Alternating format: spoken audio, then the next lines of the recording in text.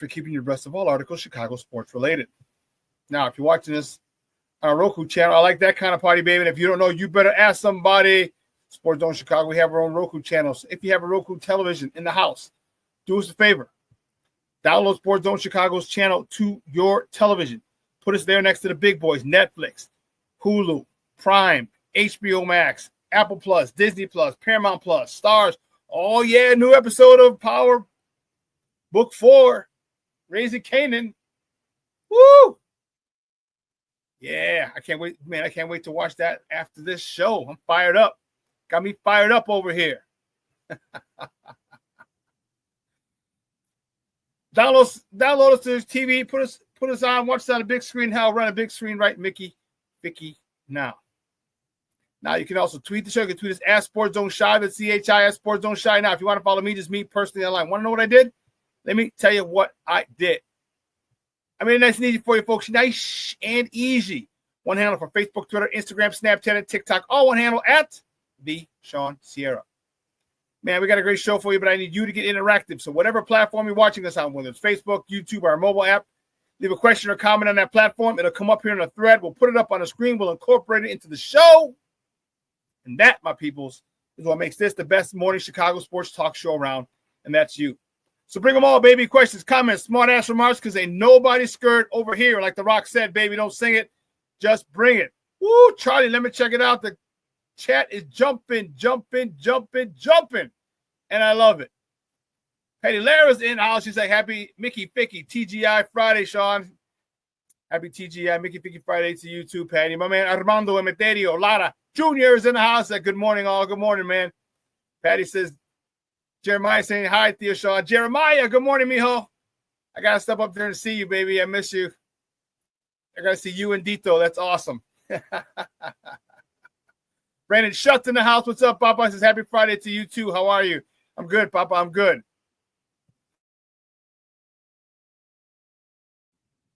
As I say that, I cough. No, but I'm good, Brandon. I'm doing well. Thank you for checking in. Thank you for asking. Cornelius Squall's in the house. What up, Sport Zoners? Cornelius is in the house. That's what I'm talking about. Mr. Shorty is in the house. He's like, top of the morning to you. Mr. Shorty, how you doing, Papa? Thank you for tuning in. I appreciate it. Rick Gonzalez is in the house. Good morning, Shawn and chat. Shawn, favorite school snack your mom put in your lunchbox for school. I'm going with the Swiss rolls. No. Mine were the cinnamon rolls. The little the cinnamon cups that you could unroll. The cinnamon swirls, that's what they were. The cinnamon swirls have the frosting on it, and I would unroll it. And just those are the best. Rick, you're a fool. Way to get me started. Way to get me fired up this morning, man. You got me imitating, unraveling a little cinnamon roll. Rick, you're a fool, my man. I love it.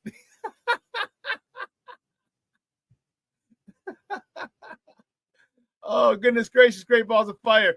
Damn, James Ford checking in. What's up, Papa? He says, good morning, Shawn. Good morning, James. And Rick says, nice. Those are fire. Patty says, honey buns. Honey buns were nice. That was nice. Only reason I didn't like honey buns was because for some reason they always put them in the plastic bag. They didn't put them in foil or anything. They put them in a plastic bag. And if you're a fan of honey buns, once they're in the plastic bag, they get a little moist and wet and sweaty on the outside, and then the icing would stick to the plastic bag, the sandwich bag, and it would stuck. Then I have to stick my finger inside the sandwich bag and wipe that frosting off and like that. Yeah. Well, honey buns are good too. Mr. Shorty, FGB. That's what we're talking about, baby. Rick Gonzalez says, bear down, FGB. I love it. And listen, I don't know a lot about a lot, but I do know this. More of the usual suspects will chime in as the show goes on. That, my peoples, I can promise you. Man, we got a great show for you. My man Ken Davis is going to join us at the top of the hour, 10 o'clock. Ken Davis. That's Davis. That's his Twitter handle. He's the former Bear analyst, or the former host of the Under Center podcast on NBC Sports Chicago. All right, he's also the host of that Davis show, and just a straight up great dude. One of the dudes I love talking to because he can talk multiple sports with knowledge. All right, he's one of those guys, man. We can talk, and we're gonna talk baseball. We're gonna talk NBA playoffs. We're gonna talk Bears. We're gonna talk the new Pope. Southside, stand up. Southside, stand up. That's what I'm talking about, baby.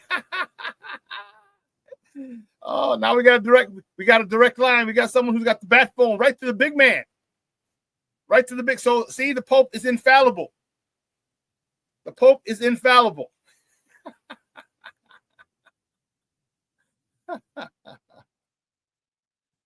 Oh man. King Booker World says, salute everybody at Shawn. Off topic, just want to give my love to my grandma who was diagnosed with Alzheimer's. She said she will be fine. Look forward to meeting new people every day. She's something, man. King Booker World, reach out to me. Reach out to me today, King Booker World. All right. Follow me on Facebook. I'll talk to you about some stuff that I'm doing with my mom, and that'll help her out a lot. All right. And you're in the Shy, so you can go to the stores that I go to and get some of the stuff that'll be very, very, very beneficial for your grandma. Okay. So reach out to me. Send me a direct message. Okay. Rick Gonzalez says, no socks today, please. Why? Just because we got swept by Kansas City?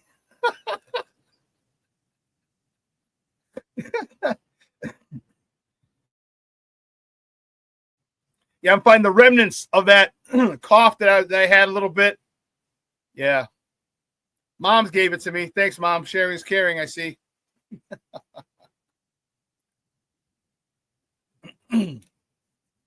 She's recovering. She's not going to CrossFit today. So she'll get back at it on Monday. But Ken Davis at 10 o'clock.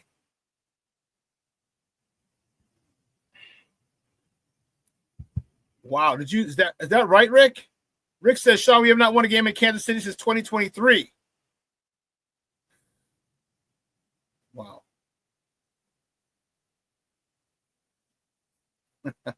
King Booker World says she's a fool just like me, so she was cracking jokes about it. Appreciate the love, y'all.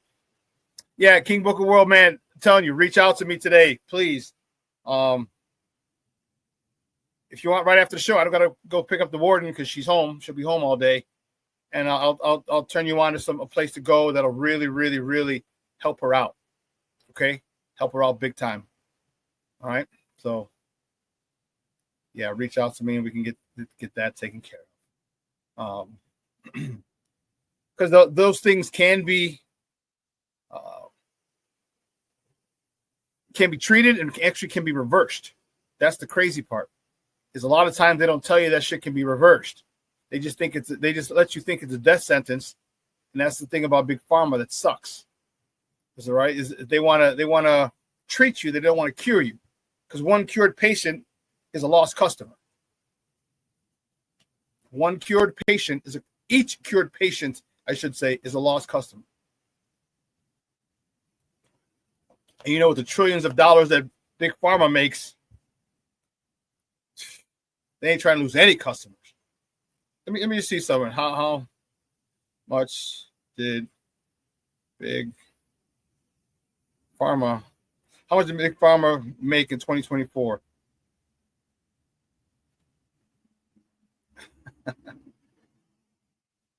Listen to this.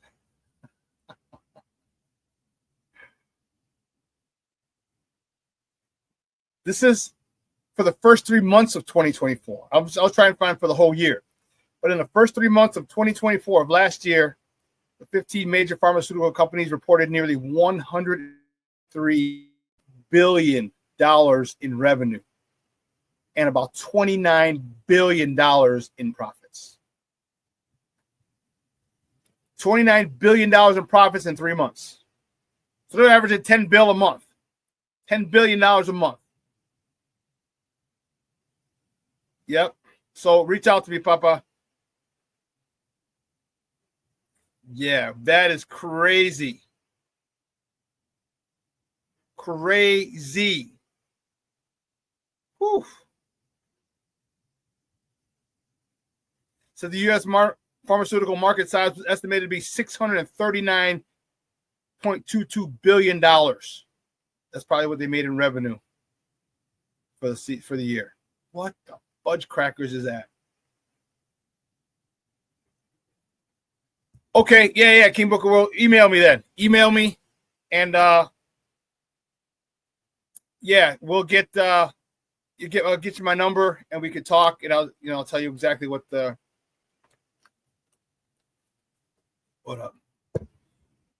We could talk. So hey, Flashback Friday, yeah, baby. I was at La Garra last week. For those of you who don't know what La Garra means, and I saw this, I gotta rock this on Flashback Friday. I saw it. I was like, dude, I gotta have it. Oh man. But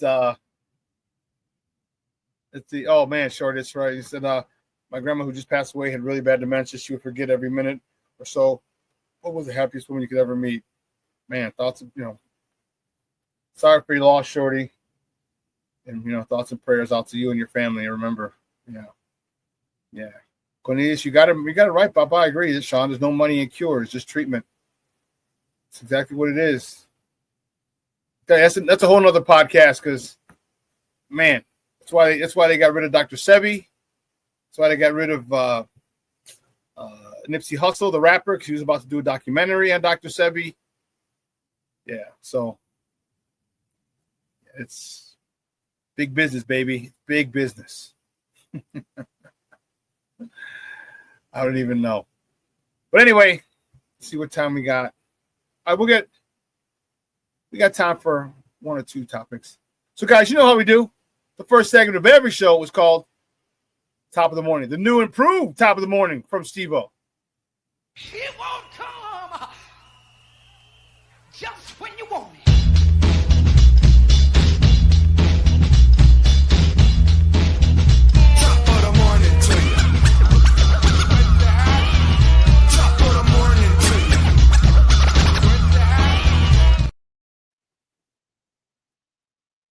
Yes.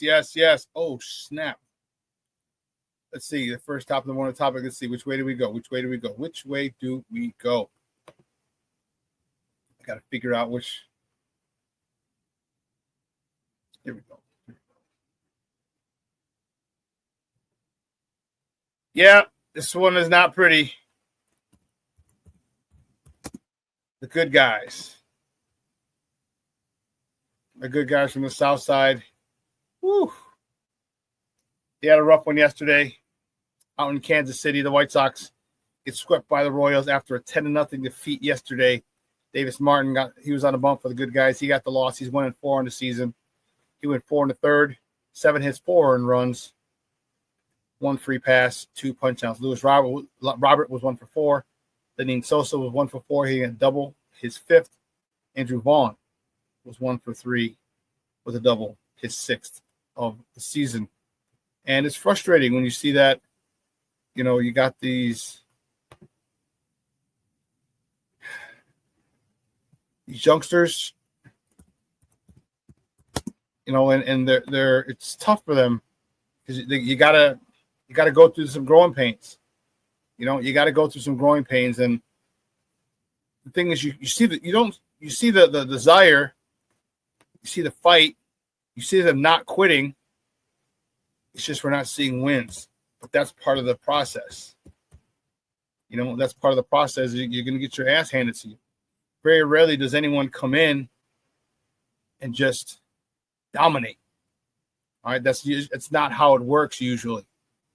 That's not how it works. So, wow.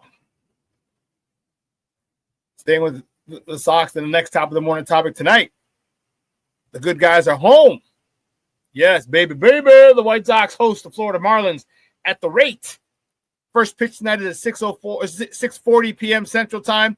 You can catch that game on Chicago Sports Network or listen to it on their flagship station, ESPN 1000. The probables for tonight's games for Florida.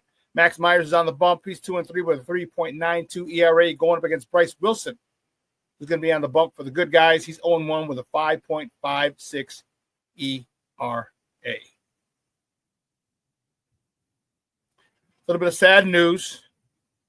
Former White Sox outfielder Chet Lemon passed away yesterday at the age of 70.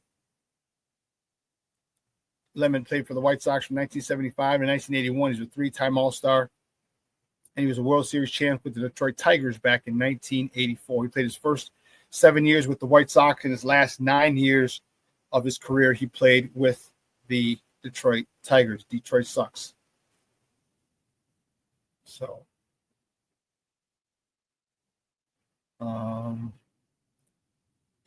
it's funny, like I remember Chet Lemon because he was the reason when I played baseball, he was the reason one of my first numbers, I don't know if it was my first year or my second year, I got number 44 for him. I want to be like Chet Lemon. I had his baseball card. That was back in the day when everyone collected baseball cards. My cousin Lalito, big shout out to Lalito. Lalito Temez. Man, he was a big, big sports nut. Big, big sports fan. Baseball, football, basketball, hockey. He's one of the few Mexicans that were into hockey back in the 70s and 80s. All right. And would love this. We love this White Sox team. Chet Lemon, Lamar Hoyt, Greg the Bull Durham, Ron Kittle. Then Ozzie came in, 84, 85, something like that. Harold Baines, Tommy Paciorek, Pudge, of course, Carlton Fisk, Steve Sachs after he left the Dodgers. We loved baseball, and Chet Lemon was one of my favorites when I first got into baseball as a youngster. So thoughts and prayers go out to the family of Chet Lemon in this time of sorrow.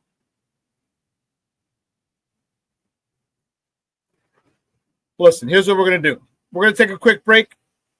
On the other side of the break, all right, we're going to continue with top of the morning topics. We got a few more, all right? So don't go anywhere, folks. Keep it locked right here. Shawn and Maya in the morning on Sports Zone Chicago.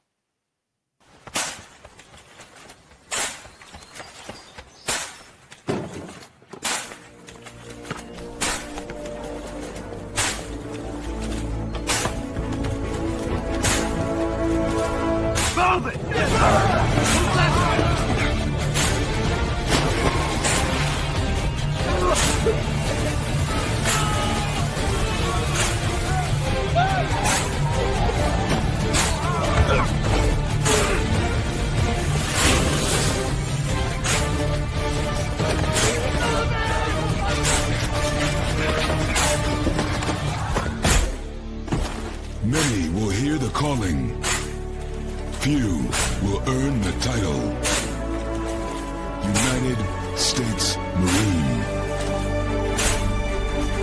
The few, the proud, the Marines. Hey, it's your boy, the SuperBack, Shawn Sierra, and be sure to follow Sports Zone Chicago on all social media platforms, on Facebook, Instagram, and our Roku channel. You can find us at Sports Zone Chicago, and on Twitter, we are at Sports Zone Shy. Also, be sure to download our mobile app so you can take Sports Zone Chicago with you on the go.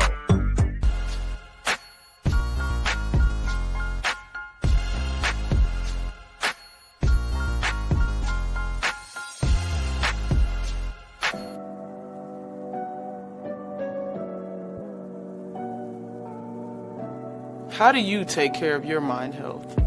For my mental health, I meditate in the mornings. I have my dogs. They're the best. I just find ways that help me just relax. Finding things that make me happy, like being close to my family. I meditate a lot and read books. I have hobbies outside of the game. I'm able to switch off. I'm able to turn my brain off from the game of basketball. Your mind health matters. Your mind health matters. We are looking for a few heroes, mentors, trailblazers, innovators, a passion to change lives, spark curiosity, open hearts, and awaken minds, help students answer the question, who am I? This could be your calling, but this is no job. It's the journey of a lifetime. Be a hero. Be a teacher. Mental health and learning disorders don't discriminate. 17 million children and adolescents in the United States live with disorders like anxiety, depression, ADHD, and dyslexia. Less than half get the help they need to thrive. Help the Child Mind Institute change these children's lives. Visit childmind.org.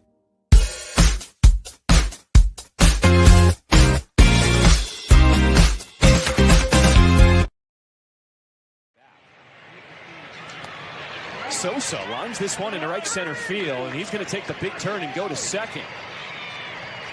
Waters will get it back in, but a leadoff double for the Sox to start this third. Lifted in the air to left field.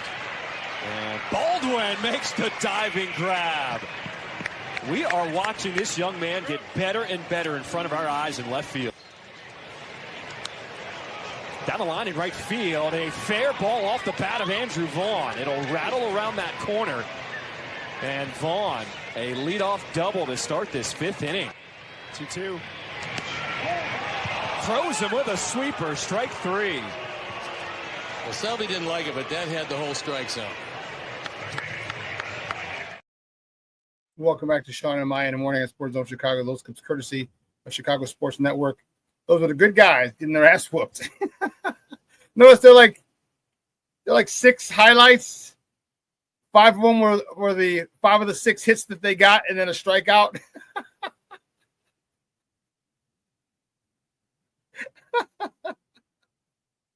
That's all they can show. They didn't have any runs. No runs scored.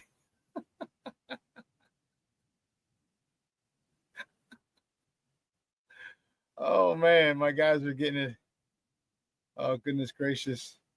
Great balls of fire. And that was crazy because, you just watching this team, it's like there's just so much talent. I shouldn't say so much. They have talent, but they just don't get it done. And that's the messed up part. That's the messed up part. So, let's keep it going. The next top of the morning topic, the Cubs. Yes, baby, baby. All right, Cub fans. All right.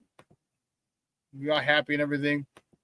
The Cubs travel to Flushing Meadows in Queens. Kings from Queens. From Queen come King.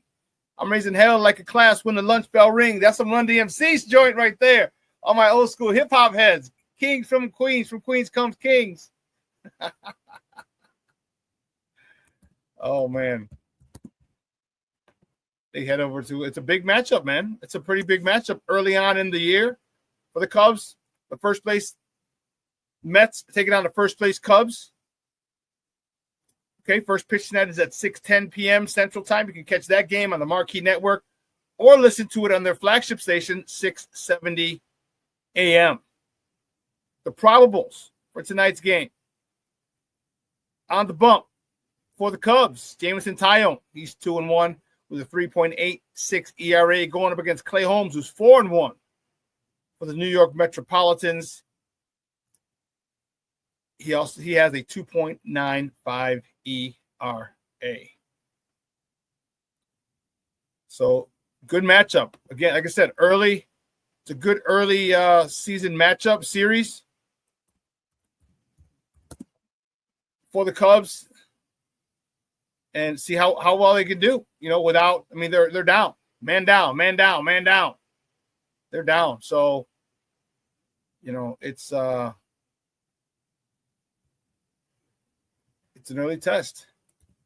See how well they do today on the road. In Big Apple. Let me see something.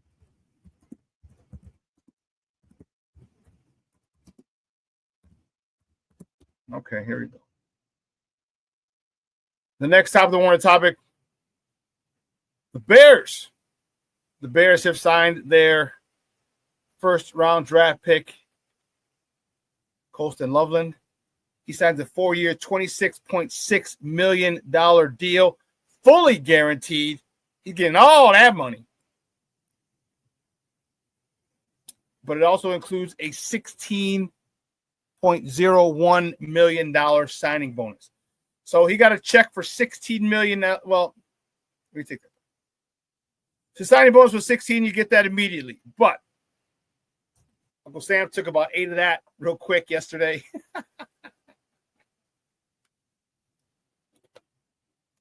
Uncle Sam's like, no. But he got a $16.1 million signing bonus. That means 10 years. Let's see, it's 10 mil. So his base salary is going to be 2.5 mil. And then you prorate his signing bonus over the length of the contract. That's 4 years. So it's a very friendly deal. Then obviously they have the 5th-year option if they want because he's a first-round pick. And yeah. I'm excited about that. In addition to Colston Loveland signing, okay, the Bears signed 4 day 3 picks. All right, they signed Ruben Hippolyte, the linebacker. They signed cornerback Zah Frazier. They signed lineman former from Holy Cross, but out of Michigan State, Luke Newman. And they signed 7th-round running back Kyle Monangai. Could not find the details for those contracts.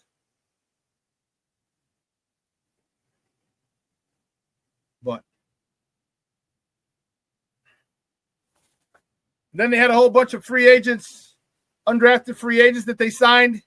They signed North Carolina linebacker Power Nichols, Iowa long snapper Luke Elkin, Texas State running back Deion Hankins, Michigan State kicker Jonathan Kim, TCU wide receiver J.P. Richardson, and Texas A&M wide receiver Jade Walker. Okay, they signed all those guys ahead of today because the next top of the morning topic is the Bears start rookie minicamp today. Not Toady, today.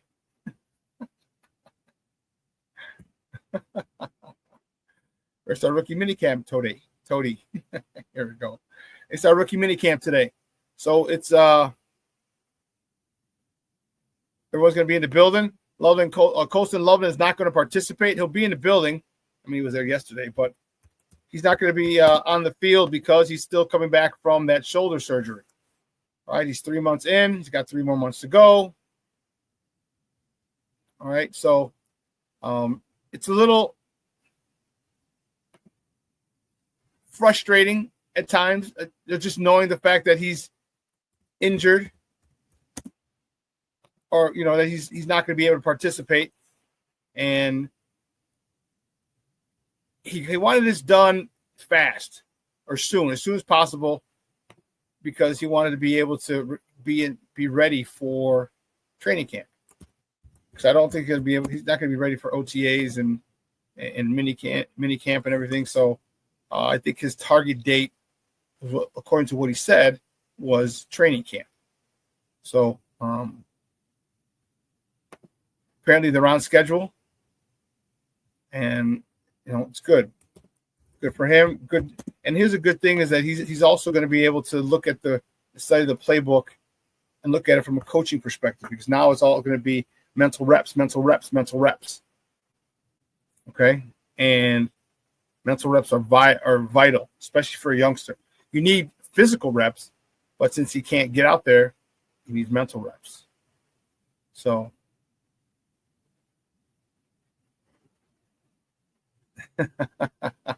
oh man, my man's checking in. Jay Grizz in the house, baby. He coming and talking that yin yang.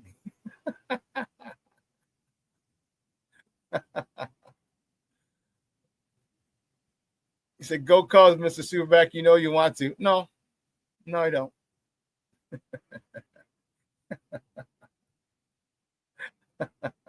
No, I don't.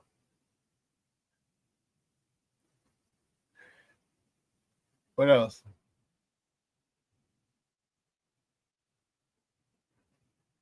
Mr. Shorty says, Shawn, we brought this up last night. Will any of these draft picks start day one? Think about it before you answer.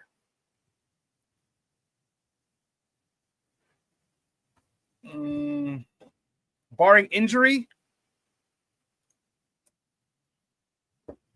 Colson Loveland, he might start off in 12 personnel. First play of the season might be 12 personnel. All right, so he'll be out there, I would imagine, with Cole. And Ozzy Trapillo might start. I think might start. And maybe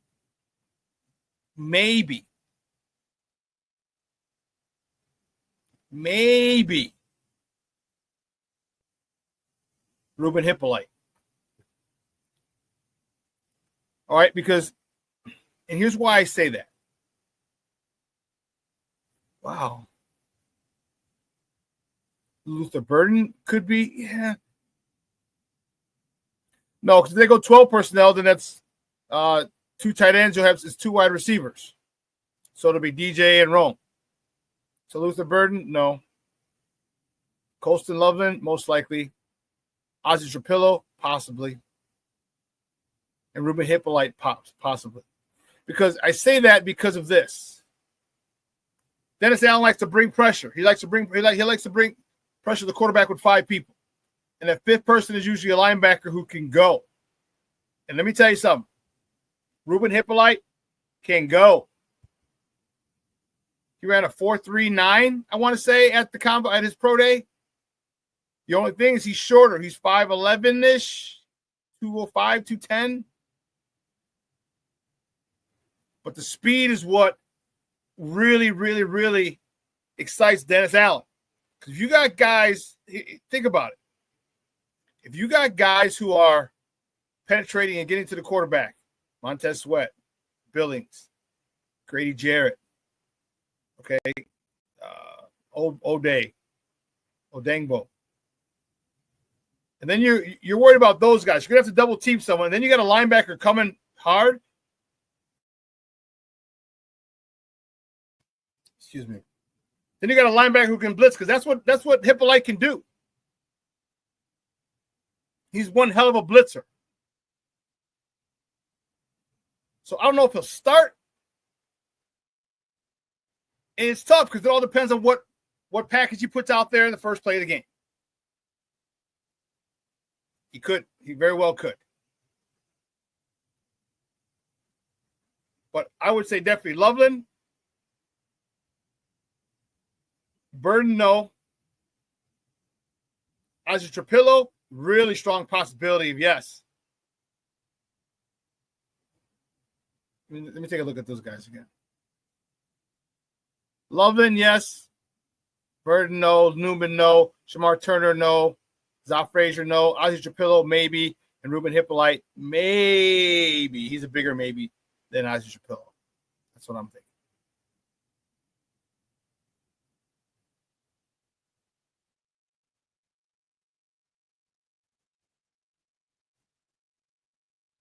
Let's see. What do you...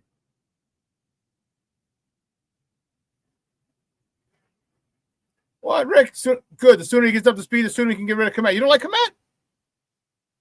Komet's good, man. I'm good with him. I'm good with Komet.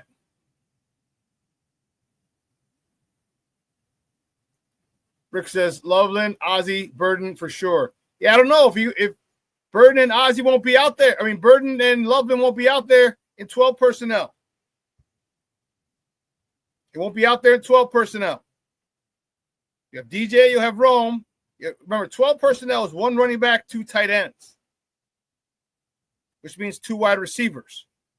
So you got the 2 tight ends, Cole and Loveland. 2 wide receivers will be DJ and Rome and the running back.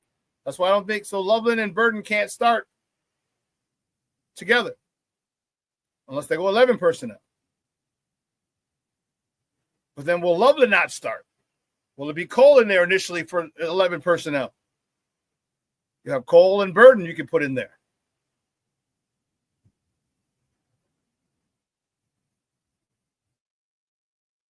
It's interesting.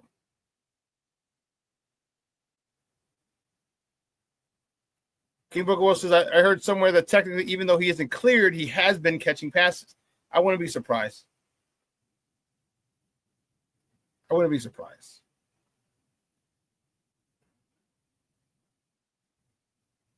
Shorty says, really? Komet got on a serious roll last year, but did fade away. He didn't fade away. He didn't get the ball thrown to him.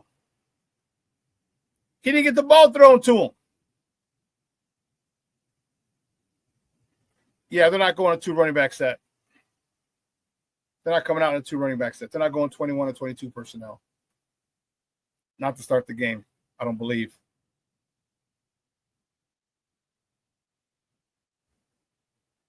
Look at the stats, so overrated. Since he's a Chicago kid, people defend him until the cows come home.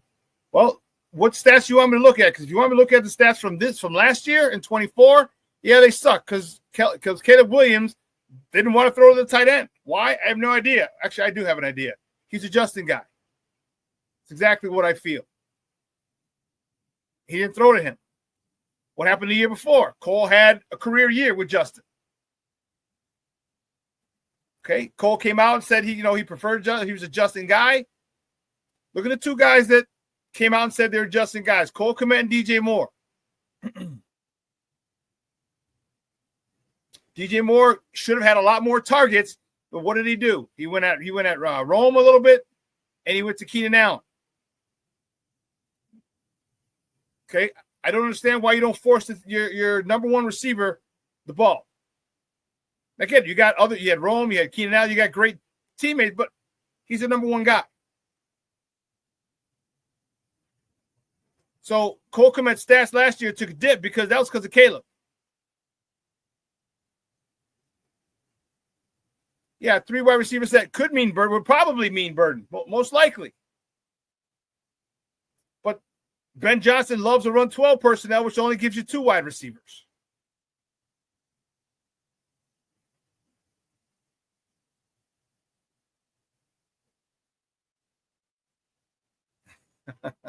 King Booker Will said, if the Bears convert Reuben to safety, I'm going to start my own show and call it I'm Always Right sometimes. That's funny.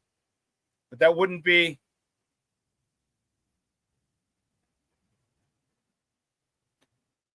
He's 236. I didn't think he was that heavy. I didn't think he was that heavy. Heavy.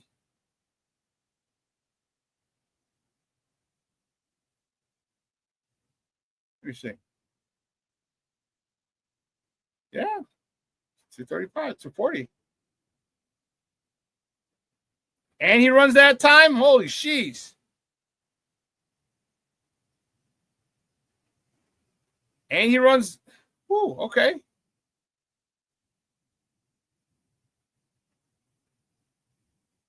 Wow. I'm a little impressed. I'm a lot more impressed, I should say. Wild splits. No. That's not what I want to see.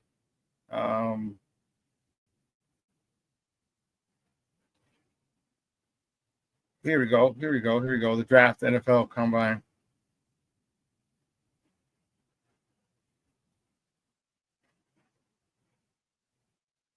Oh, come on, you're killing me. 5'11", 236. Arm length, draft results, crafted. 3 more. Blazing speed for a 236-pound inside linebacker at Pro Day. They don't have his 40. Come on. That's interesting why they don't have his 40 time. But I thought it was like 4.38 or something crazy like that. I thought it was 4.38. That's insane if he runs a 4.38. That's insane if he does that. Jesus Christ, that'd be nuts. I'm actually trying to find it. That's why I'm looking. Here we go. Ruben Hippolyte 40 time. Okay, I was mistaken. He didn't run a 4.38. He ran a 4.42. So 4/100ths of a second. 4/100th of a second, which is like that.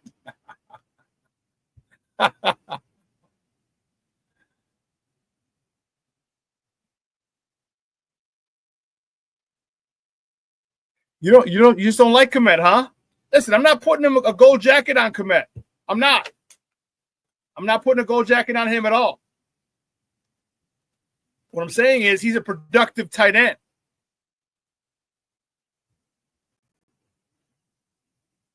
And you saw that when he had a quarterback who threw the ball to him.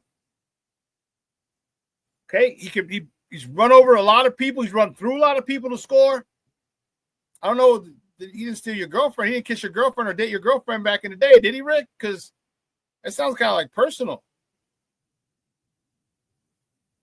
Again, I'm not putting him in the top 5. He might be a top 10 tight end.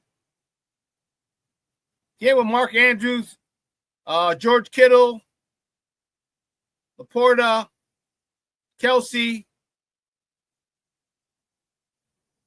Give me some other. There's some other ones I'm sure I can. I'd say he's a top 10 tight end. Oh, yeah. But not top 5.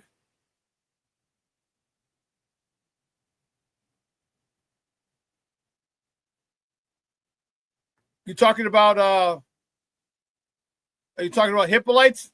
He's 5'11". If you're talking about asking Mr. Shorty, you said, what's his height, Cornelius? Are you talking about Hippolyte? He's 5'11".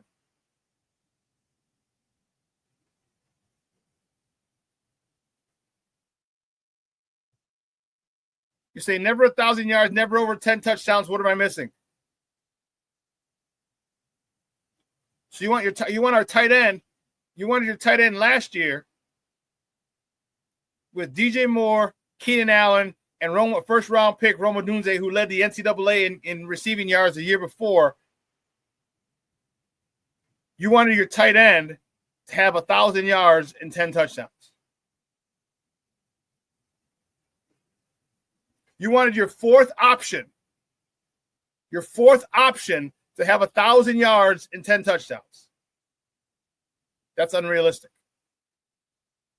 That's unrealistic. Now he's going to be the third. Oh, he might still be the fourth option. Colston Loveland might surpass him, and that's okay. I mean, give us 600 yards. Give us 600 yards, and I'm cool.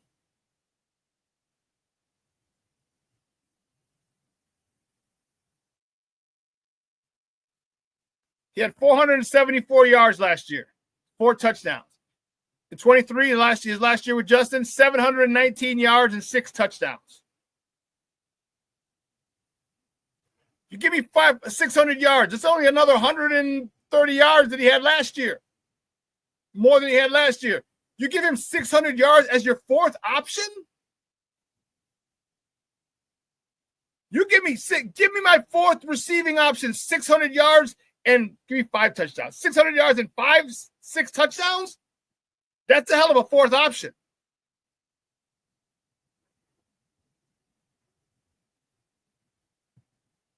He does need to improve his blocking. Yes, Cornelius. Foster Covers joining in. Papa, good morning. Thank you for tuning in. I appreciate it.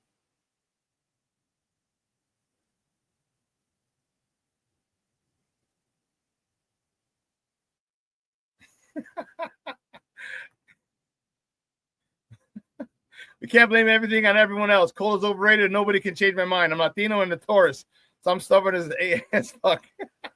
When's your birthday? Because I have a second birthday, Rick. My second birthday is 5/11/67, which makes me a Taurus. So I think I may have told you, my first year home from college, I was living with we lived in Cicero. My cousin was 4 years older than me. So I'm 18, going to be 19. And this was 1990. All right. So I was like, man, I asked my cousin, I said, let me take, this is the way the DMV had. It wasn't as digitized as it is now.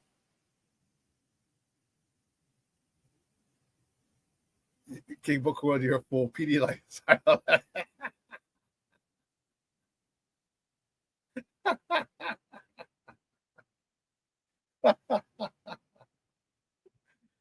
anyway, my cousin gave me his birth certificate, his social security card. I went to the DMV over on Lexington, the one on 290. And for some reason, there was nobody in there on a Monday. Usually it takes forever. And I was able to go in there, and I went, choop, choop, choop, choop, choop. Next thing you know, within 20 minutes, I was getting my picture taken. Probably between 15 and 20 minutes, I was getting my picture taken.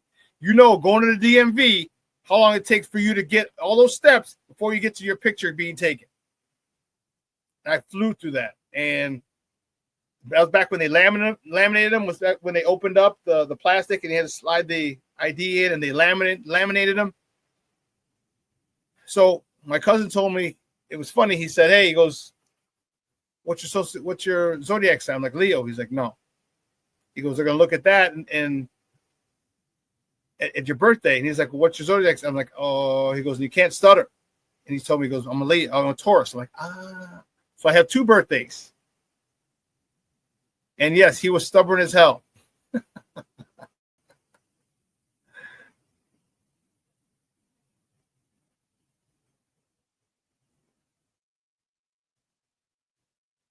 My point is his stats don't match the height.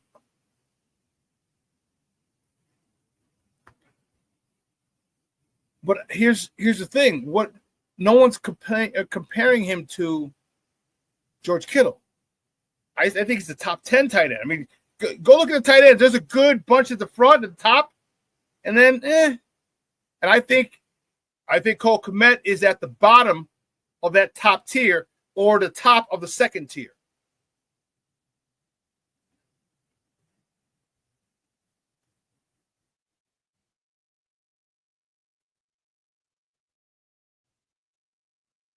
Kmet's blocking was a big issue last year, amplified by the shitty O-line. Well, let me tell you, I agree he needs improvement, but also here's a crazy thing. When you're not getting the ball, and there are many times I was at the games, and Cole Kmet's open, and he wasn't being targeted by Caleb Williams. I'd be pissed. Foster coverage. No, it was a state ID. It's a state ID.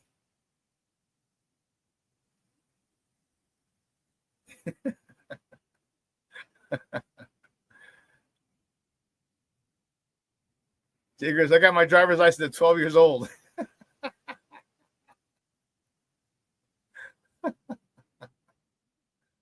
But mine was legit. My picture and everything. And I was 20. It was 1167. I was 19. So it was 4 more years. I would have been 23. And man, you talk about clubbing the whole 9. Yeah.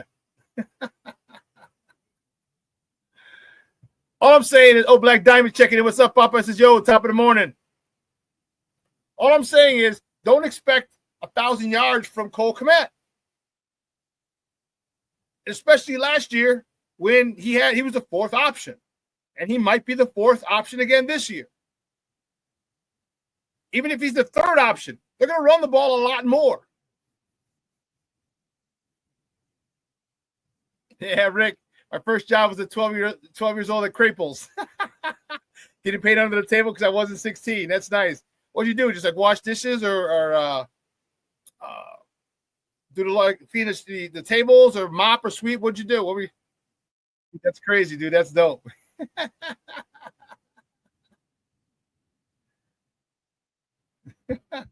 Dishwasher. Okay.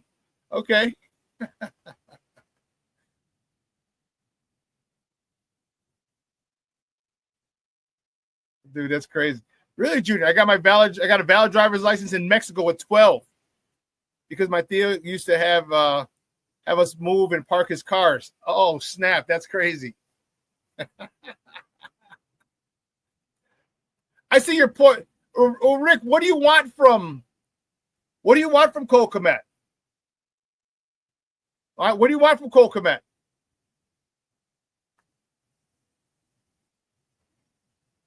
You know? What do you want from him? I mean, do you want 600, 800 yards? Is that what you want? I mean, because that's going to be that's unrealistic. And we know how much Ben Johnson loves to run the ball. You know that. We know that. So if that's the case, what you're asking is unrealistic. Now, yeah, his blocking could improve, but I'll tell you what, when you're getting the rock, man, you're more than happy to give yourself up for the team. When the quarterback hits you, and I don't know if he's gonna hit you. I don't. That's the crazy part. I don't know because he's still going to be minimum third option. He could be fourth again.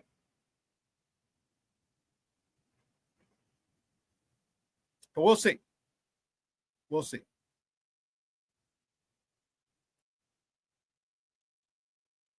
Where do we start off? Hey, listen, you know what?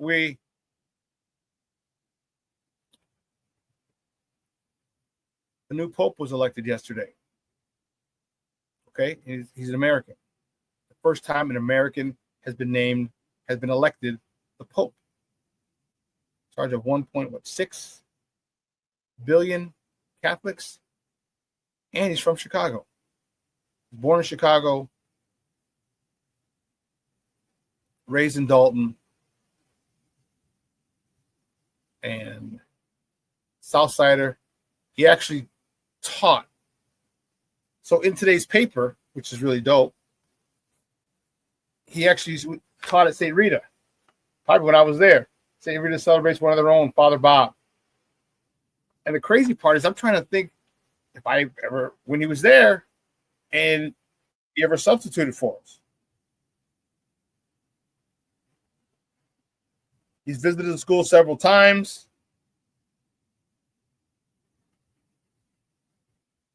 Yeah, because he's an Augustinian. And where those are the Augustinian priests are at St. Rita. But it was good to see an American, but also a Chicagoan, a Southsider. All right. First American Pope, Robert Prevost, a.k.a. Father Bob, who's taking on the moniker Pope Leo XIV. And he's a Sox fan. See, Cub fans are crazy. You guys wanted to report that false narrative early on. You know, just jump on it. No. Okay, Rick, you said I want the TDs more than the yards. Okay, so you want him in the end zone. You want him throwing it up inside. You want Komet. Okay. Okay. Jay Grizz, our first job was at 12 at Jewel stocking shelves. Okay. Okay. Well, listen, here's what we're going to do. We're going to take a quick break. On the other side of the break, we're going to welcome my mans in now. Okay. You got the picture in the back, Papa. I see you. I forgot to text you. Like, if that picture ain't in the back, you ain't on. You ain't on. I'm glad you got the picture in the back. So we can proceed from here. Oh, man, Ken Davis on the other side of the break. So don't go anywhere, folks. Keep it locked right here. Shawn and Maya in the morning on Sports Zone Chicago. Hey, it's your boy, the SuperBack, Shawn Sierra, and be sure to follow Sports Zone Chicago on all social media platforms, on Facebook, Instagram, and our Roku channel. You can find us at Sports Zone Chicago, and on Twitter, we are at Sports Zone Shy. Also, be sure to download our mobile app so you can take Sports Zone Chicago with you on the go. Time out. How are you feeling right now? Happy? Excited? Angry? Overwhelmed? One of the best things you can do for your mind health is to name what you're feeling. It can sharpen your awareness and help you talk about your feelings with someone you trust. Here are 3 questions to ask yourself. Where are your thoughts right now?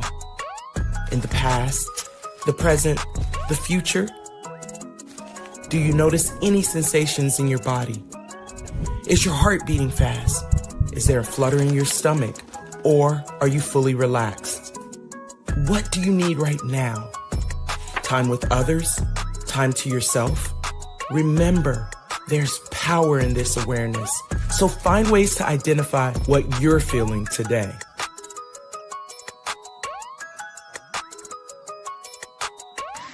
I Hi, Megan. Hey, Jessica. Megan, you're a tramp. Brian Fitch told me you guys made out. Everybody knows. He said your breath smells like garbage. And he almost puked. He says you're the most desperate girl he knows, besides your mom. How many boyfriends does she have anyway? Lots? Your makeup makes you look like a clown. That zit is huge, zit face. Ugly.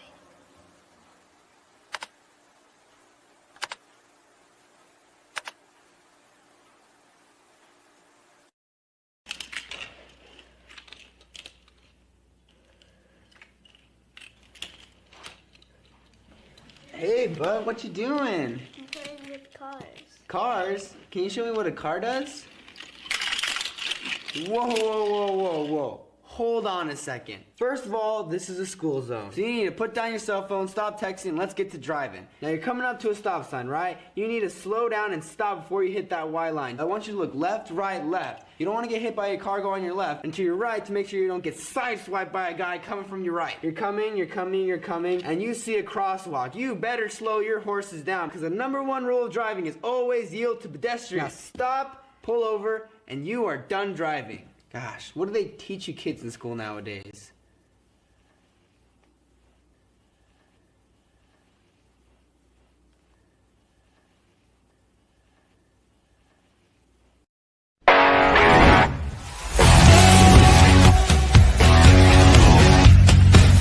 He's a Cubs fan. That's not true. That's not true. He's not a Cubs fan. That's not What true. is he? He's a Sox fan. What? He was never, ever a Cubs fan, so I don't know where that came from. He was always a Sox fan. Our mother was a Cubs fan. I don't know, maybe that clued in there. And our dad was a Cardinals fan, so I don't know where that all came from. And all the aunts, our mom's family was from North Side, so that's why they were Cubs fans. Welcome back to Shawn and Maya in the morning at Sports Zone Chicago. Those clips courtesy of Channel 7, ABC Chicago, ABC 7 Chicago, and WGN, Channel 9 Chicago. You heard the brother of the Pope, the brother Robert Prevost, a.k.a. Pope Leo the 14th, his brother, the oldest brother, saying he was a Sox fan. Set the record straight. Because you Cub fans, you know how shady you can be. You jumped out like he's a Cub fan. He's from Chicago. He's a Cub fan. And he's a Bears and a Cub fan. And they're like, no. See? Anyway.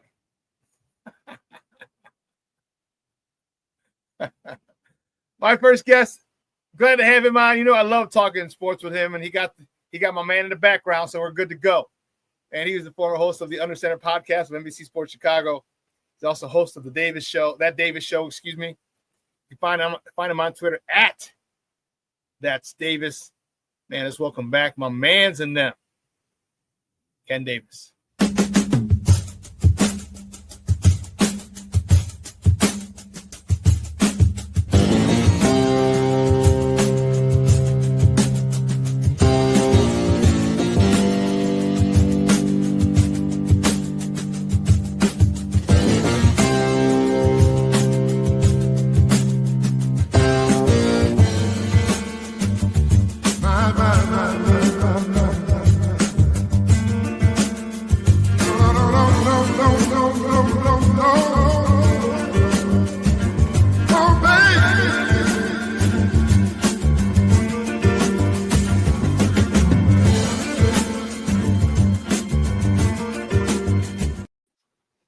What's up, Papa? How you doing?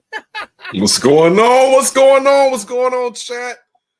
Real quick, I gotta tell my girl Patty the family's doing well. Patty, I'll tell them you said what's up. What's up, everybody in the chat? I see you gangbanging over the Pope early in the morning. You know it, baby. As his brother jumped out like, slow down. All right. So my guy who owns Output, Eddie, okay, he posted yesterday. He goes, "It's insane. The Pope. We have a Chicago guy. It's insane Pope." Because then you know that there's a little gang. I don't know if you know the little gang called the Insane Popes. He's like, you see what I did there? I'm like, yeah. Yes, I went to school further out east, so I know the Latin gangs, to say the least. Yeah, I'm familiar with a few of those games, but yeah, definitely. Those organizations. Those organizations. The whistle. Once you hear the whistle, watch out. All right, you hear that whistle. Oh, lordy. Man, you get a lot of love, man. A lot of love. Jay Grizz like Big Ken. And Shorty's like, What's oh going yeah. on? Cornelius What's going Paul on? says, Ken, salute. But the Come on, Shorty's man. like, Kenneth.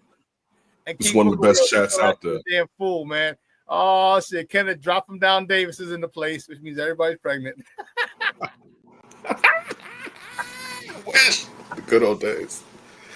He's like, Me and Italian Shawn. What's up, Mondo? Oh man. Well, let's start off quickly with the White Sox. That'll take about 30 seconds. They try hard. Got blown out yesterday, 10-0. They fight. They fight hard. They just. Your thoughts on these youngsters coming up, man? They need at bats. They need reps. It's gonna take a minute. I think that's worst part about, and I'm not locked in because you know how I feel about the Sox. Anybody doesn't know, like Pope Leo the 14th. I am a Sox fan. Even though I don't hate I outgrew the rivalry part because the Cubs have no bearing on what the Sox do. My friends that are Cubs fans, shout out to y'all with the Cubs doing everything that they're doing, and PCA kicking ass, and Tucker, shout out to everything. The Cubs came back around. That's on us, the Sox, for what we're getting on the Sox end. But it's just, it's funny. I was thinking about the Sox yesterday and the fact that now they've entered another streak of having one of the worst starts in franchise history. And due to the last MLB bargaining agreement, when it came to draft picks, I was like, well, at least they'll get the top pick in the draft since you couldn't get it back-to-back with the teams that are revenue-sharing teams. And since the Sox are revenue-sharing, even though they don't attract as many fans to the stadium as most revenue-sharing teams like the Dodgers, the Mets, the Yankees, so on and so forth, and the Cubs. It's not exactly the same, but that's the situation the Sox are in. I'm be honest with you, it just feels like it's going to take a minute, and also you're hoping that you're hitting on more picks than you're not. I know what's the name got sent to the side, for some hitting last week. Coasting, Coasting did. You know what I mean? And those type of guys you need. You're going to need some guys to pop. I was thinking about how crazy we were over Lou Bob like 5 years ago, and we're watching. Now it's funny. I was in Birmingham this weekend, and we're watching Lou Bob in Birmingham, right? Watching minor league teams because we can't help to watch this player that's supposed to be the next Freenom here in Chicago. And man, it hurts. You know what I'm saying? Like baseball's one of those things, man. You if you don't love it, I understand, but I love it. I haven't been as connected to it because it takes so much time and it hurts. Baseball makes me mad, makes me more angry than any other sport where my team's losing and I'm locked in because it's day after day after day. But I wish the Sox the best. I hope they turn it around. This is what happens, when you don't have a team that's managed and ran, even more importantly, ran properly with the money put in, going outside of the organization to look for people to run it that comes from organizations that have stepped up into the 2025s. So, we'll see what happens. We'll see what happens with ownership maybe in the next few years. That's still not a guarantee that things are going to get better, but maybe it's a guarantee that more money will be spent because at least by throwing more money at it, it gives you more opportunities for things to perhaps turn around. But it sucks. I'm going to go out to the park, though. I know that Faust is going to be out there 6 days. Yes. I'm going to go. So I'm at least – I got to go hear Nancy Faust at least once or twice. That's one thing I definitely miss.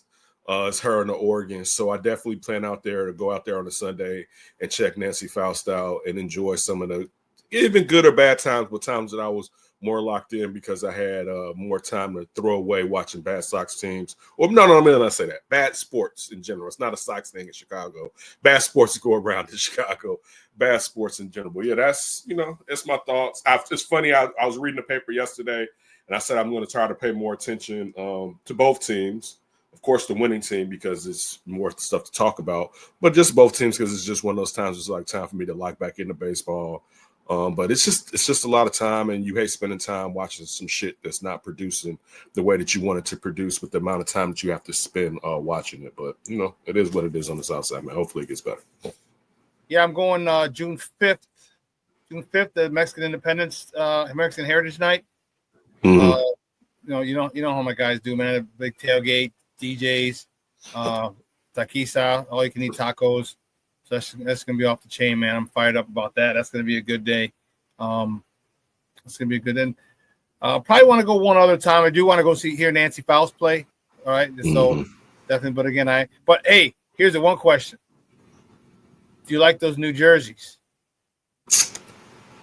It's all right. I mean, it's not. It's you know what? I'll put it like this: if things were going well, I'd probably be more interested in it. Okay, but this is what you have to do when you have to generate sales. Yeah, it is. It's what you have to do when And luckily, well, not fortunately for the ownership, he owns both teams or has a percentage of both teams, so you're allowed to pull it over. I like seeing Lou Bob. I think they could have. I think they could have blended it a little bit better, just to not just here it's just basically the Bulls uni and or a mixture of that. I think it was a way. I like the cap though. I got to say the cap is which one? Fire. This one? That one. I like that cap. I like that cap. I must have to say I like this one, but I really like this one. yeah. I'll be honest with you. I mess with both of them. I think the caps are fire. I don't think the uniform is bad. And also this shot, I think they could have put a little bit more of the 70s white and red uni in there, so it's not because it's not like they never wore red in their uniform before. Right. Now it wasn't predominant, but I think you could have used that and kind of made that instead of just slapping the Bulls on there like that. But hey, man, it is what it is when you're trying to sell some tickets and get people to come out there. It doesn't look bad. It's just I'm be honest with you. It just compounds that things aren't going well in two sports for me when it comes to two of my favorite teams. You know what I'm saying? Like that's what it does. It makes me think about the Bulls aren't going anywhere in the near future. You know what I'm saying? Unless they end up with the first pick in the lottery or top 4 pick in the lottery. You know what I'm saying? Something to give them a better chance with the fact that they're going to end up giving Giddey that money. And then the Sox look like it's going to take them, and this is if they're lucky, maybe 3 more years before things get to going. And that's with trying to get, more prospects. I know they got prospects from the trades last year, but better prospects into the system.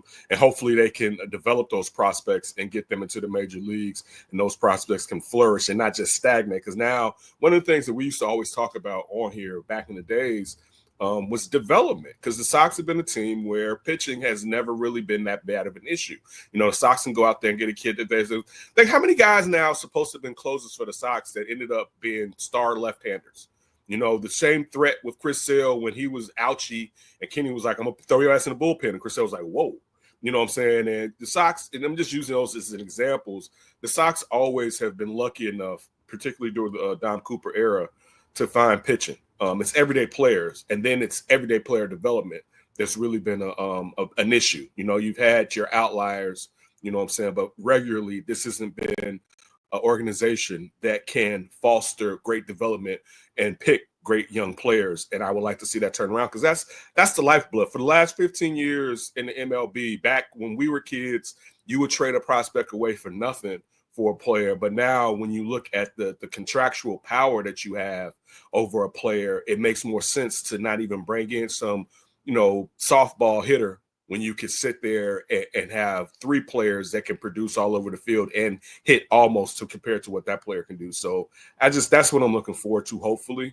And I hate to say it, you know what I'm saying, but also perhaps new ownership with the brother of the Phoenix Suns owner, Matt Ishba or whatever, getting more percentage. I'm sure they're not doing it just for the sake of doing it. You're not going to spend that type of money just to do it. Clearly, with the fact that they wanted to, or he was interested in buying the Twins, and knows that the Sox are probably a better organization. It's a better city. You're from the state of Illinois. Do you really want to spend? I'm not dissing Minnesota. I've had some cool summers in Minnesota. My aunt resided in Minnesota, so I used to visit her in the summertime. She lived right next door to Prince's mom. Great times. Nice. But Yeah, but there was nothing. It wasn't nothing. I wish I could have met Prince. I'm a huge Prince guy. But yeah, man, we'll see what happens on the South Side. But even that, you got to come out there. We got to still go out there and hang out one of these days out there just to hang out at the park. You know what I'm saying? I understand. I'm happy that you've come around to not donating because, you've been a great fan and you enjoy donating to, the coffers of the Reinsdorf family and organization. But, hopefully it gets turned around. Yeah. I'll buy mine on the secondary market where he already got his money. It's not going right to him. Right to him. Right to him. Hey, the jersey I got is coming from China, bro. Listen, go ahead. Like, what? Why? Why would you, in all fairness, and even think about back in the days, we wouldn't even say that. Like, man, this is the real thing. Let me look at that tag. Get your hands off of me. But why? I mean, I don't want to get angry on here. I enjoy hanging out with y'all, and this could be the type of thing that triggers me when someone, and I don't mean literally, spits in your face. How long are you gonna be like, here, take my cash? You know what I'm saying? And things keep compounding where it's like, I really don't care. Listen, we all know that you own the team and that, that you have the right for them to do what you desire, but you still have a fan base. And one of the things that, most ownerships say, that this is just their time to be the owner. And it's, they're passing it on to the next ownership, like it's a public work or something. And that's not true here. It's clearly, this is my toy and I don't care what you think. And to know that how dedicated, there hasn't been enough winning. I can understand if, over the last 30 years, this team, and I mean seasons, have been 500 where they've had half their seasons, they've had losing seasons, half their seasons, they've had winning seasons. There hasn't been enough winning seasons to be disrespectful to your fan base and be like, well, why aren't you coming out? You haven't done what you needed to do. And the times where it seemed like things were getting close, you would do the opposite to remind us that this is your toy. So I'm happy that Sox fans are even more, because Sox fans have always been letting it be known with the turnstiles how we feel, but even more like, I'm not doing it, and they should, because it's hurtful. It's, first of all, we're Sox fans. We're not the shining team here, and we love it. I love being a Sox fan. It's a part of my identity. My mother's family were from the PCs. That's the Prairie Courts. There's projects right there by Mercy Hospital, also where the Pope was born. I was born at Mercy Hospital. That's all the information you're getting today for you information thieves. So it's, I used to hear, when my parents separated and we went to sometimes stay in the PCs, I would hear, the Sox, the exploding scoreboard. And then my cousin, he used to live in that project right there. So in the summertime, we go to his crib and we'd hang out and it's right there. So it's always been a part. The first game I ever went to, I was in the second row. My mother's friends had bought us tickets. I remember being a little kid listening to the radio back in the early 80s when my mother was getting up ironing our uniforms.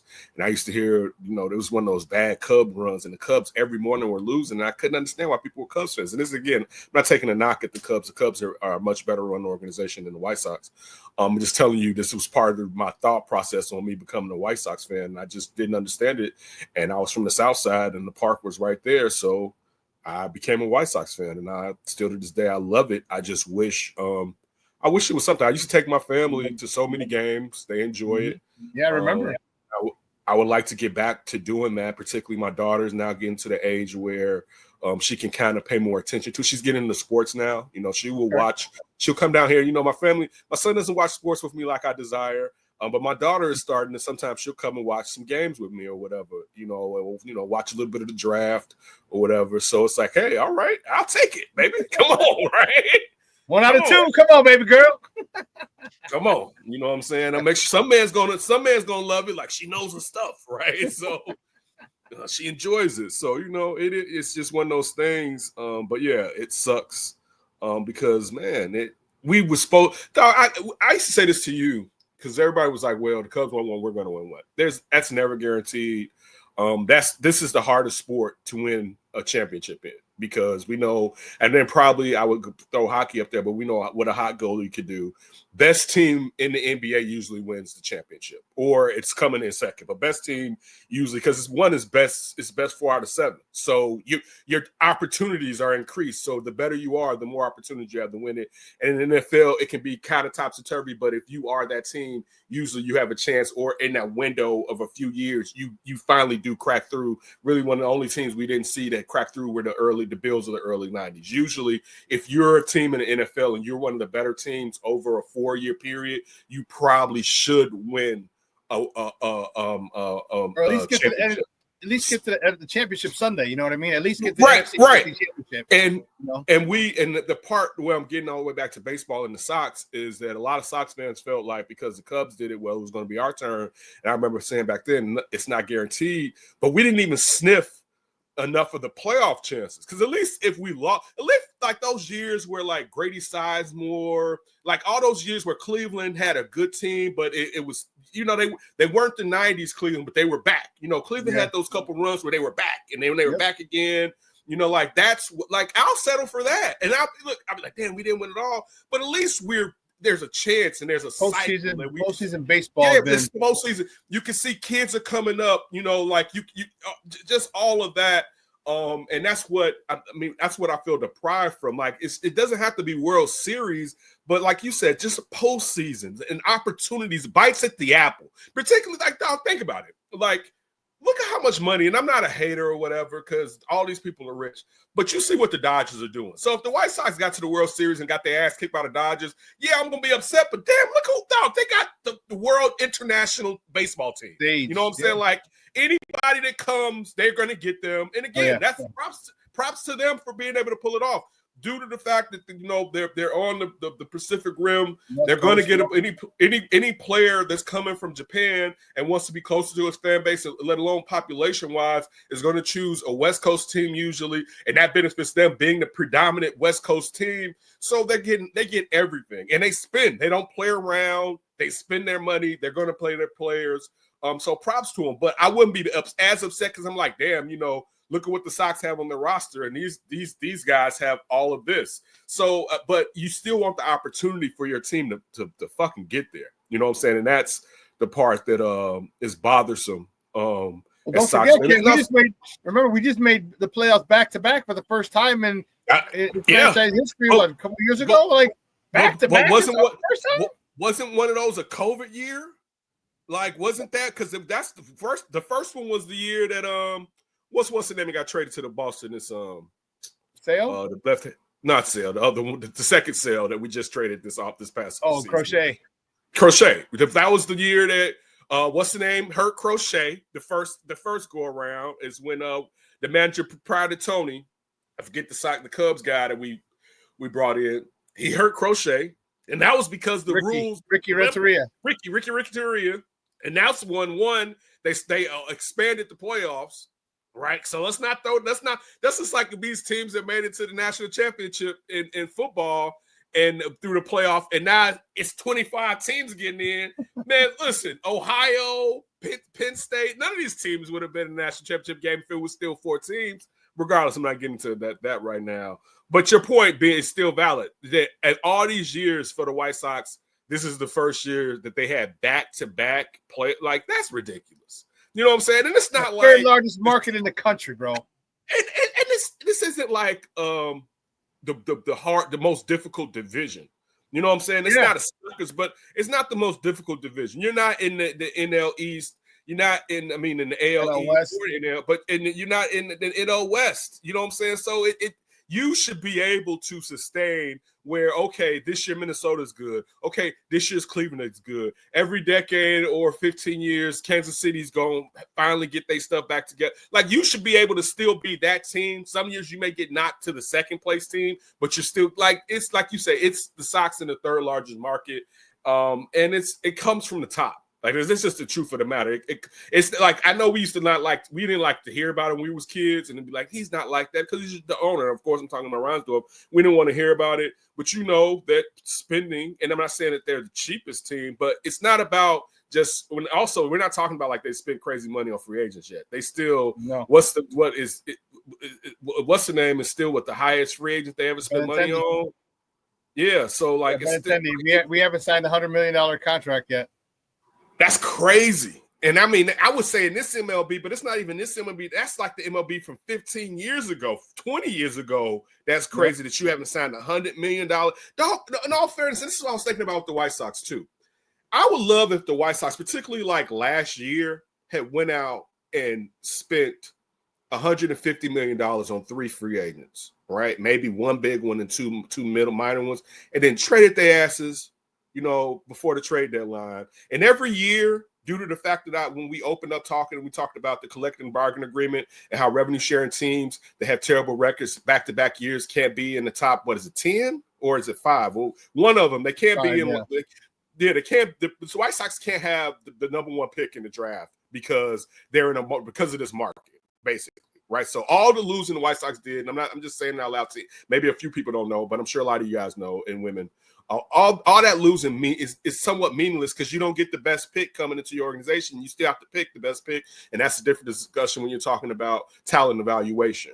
But still, every year, Shawn, where they have back-to-back years and it's the year that they can't do it, they should spend and then trade the player to get more assets. Like you have the money. You know what I'm saying? Like, and I'm not talking about spending crazy, man. And also, you're moving the player off the books. So it's not even like if you spent $120 million on this free agent, you're paying him for year 1. And then maybe through the trade, you'll say, okay, I'll give you $30 million stretched out over the next 4 years to knock it down somewhat. But you give us 2 of your top 3 prospects or top 4 prospects. Like stuff like that is what they should be doing to get around the rules of the MLB and use the fact that you still have money from the television deal coming in. Let's not act like, the coffers are empty. You know what I'm saying? And let's also not forget when over a certain amount of people don't turn to that turnstile, the county, the state kicks back money to Reinsdorf if they don't get $1 million and something people go through the turnstiles. You get paid from that too.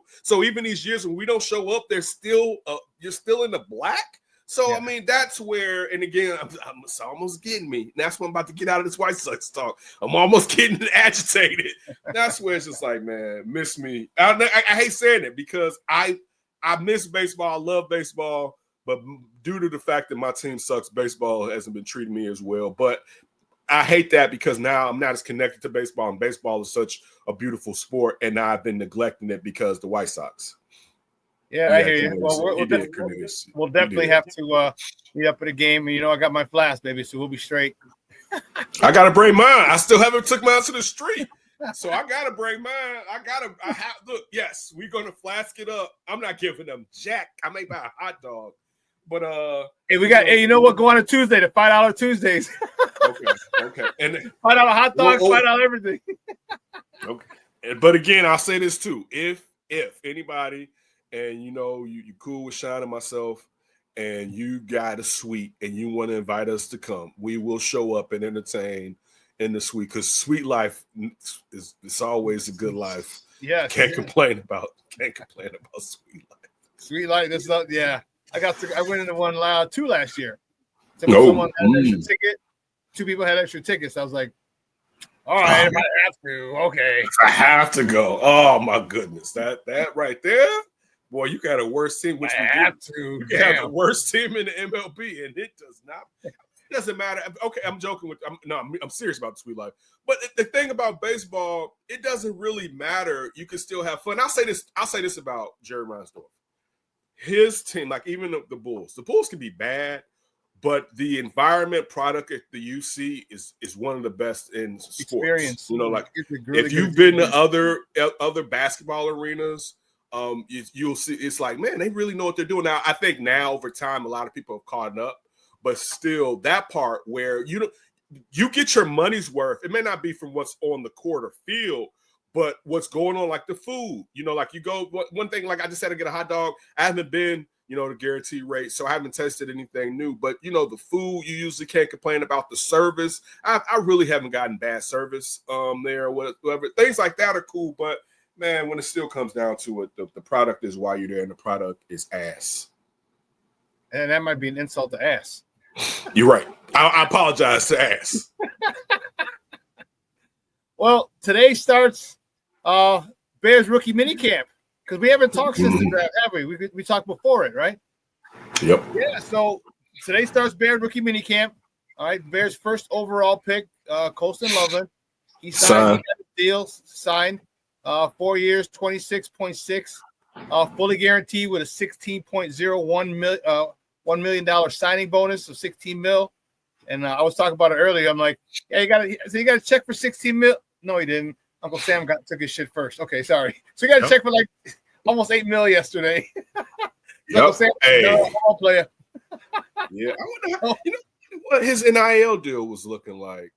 Wonder, the last couple of years, because he had to have a decent one. But it may not have been a mil, but he definitely had to be 100,000 there playing in Michigan. And I mean, let's not forget. I mean, again, natty year. I'm a Ty. That's what I'm about to say. I'm a Ty Warren guy, but the natty year, and then he had to get paid last year because he was one of the only good things on the offensive side that was returning. So I'm sure he got a bump in his pay from this NIL deal. So I mean, he's been living well. That what is he from? Idaho, Iowa? I forget which one. Idaho. I'm sure he's been sending some of those coins back, to the blue collar living out the there. ranch. They've got a couple nice bovines out there right now with some of the money that he's been picking up from those Big Blue alumni and those people out there footing for that NIL. Because you look at the quarterback out there, how much he just got to stay in state and not go to LSU. Was it Weatherspoon, the kid out there? No, I know what you're talking about. Yeah, he got 10 million. I think it's 10 million overall for all 4 years. Yeah, all 4 years. So I mean, they had to keep him in state. Like if he would have went to LSU, it'd be like, what the hell is going on? He's right here in our backyard. So and again, shout out to Big Blue. Being, of course, we're in Big Ten country, so you like to see Big Ten teams do what they need to do. Yeah, Bryce Underwood. Thank you. Yeah, I don't know why I've been doing that. I don't know why I keep saying Weatherspoon with him, but I've done that several times. But Bryce Underwood. Thank you, Jay Grizz. So, how do you like this draft? This draft class? I mean, headed by Colston Loveland. I'm like I said, I've been on here for years. I've been a huge Ben Johnson guy for years. Yeah. I wanted the Bears, and if you don't know, I'm unfortunately a fan of Penn State. I don't know if it's something about the damn white uniform, being a kid growing up. A little bit about Joe Pa, even though it was a lot of fuckery that took place at Penn State. Seeing 11 on the linebackers, but I'm always a sucker for a good Penn State team. You know what I'm saying? Like, there's just something about it. It just always kind of draws me in. So I'm a Ty Warren guy. But I get the fact that Colston Loveland fits what Ben Johnson wants. I would have liked to see him still perhaps try to do it with the Gronk-esque guy rather than the Sam Laporta guy. But that's me not knowing what he needs and my preference. I hope, he's right. And I mean, if both of these guys have really good careers and they're around the same level, fine. I hope the shoulder, now I will say this, I hope the shoulder remains healthy, because I don't think we talk about this a lot. Particularly as Bears fans, we've seen a lot of offensive players with shoulder issues re-aggravate those shoulder issues over the last 5 years. You had the receiver Miller. You had the punt return kid that they cut last year. A lot of the guys that had shoulder injuries have always kind of re-aggravated. And he's a tight end. Again, I'm just nitpicking when I say that. Luther Burden, that's gonna be interesting. I mean that in the positive sense. I mean, you now when you look at Luther Burden, you look at Colston being there, the passing game. If they can sustain the running game, this is going to be a good offensive team, which should help the defense. You know what I'm saying? If you can keep the defense off the field, there was a lot of 3 and outs last season, and it wasn't just last season. It's been the last 7 years, if not 8. It's been a lot. There's been the defense has been getting juiced for a long time here. Ozzie Trapillo, I'll be interested to see what happens. I'm not going to sit here and rave super much. I'll be interested to see what he does leverage wise. When people talk about moving him and him playing left, man, he damn near 6'9". You know what I'm saying? Like at some point it's a hindrance to be tall in football. You know what I'm saying? Like, it just, it's particularly when we're talking about your wrestling. You know what I'm saying? And that's basically what you're doing in the trenches. You're wrestling. Shmaq Turner, I like that one, particularly because I think a lot of the things that the Bears do, you look at Booker last year, we always want the rookie that to come in and he's learning, but we want you to come in and be that player right away.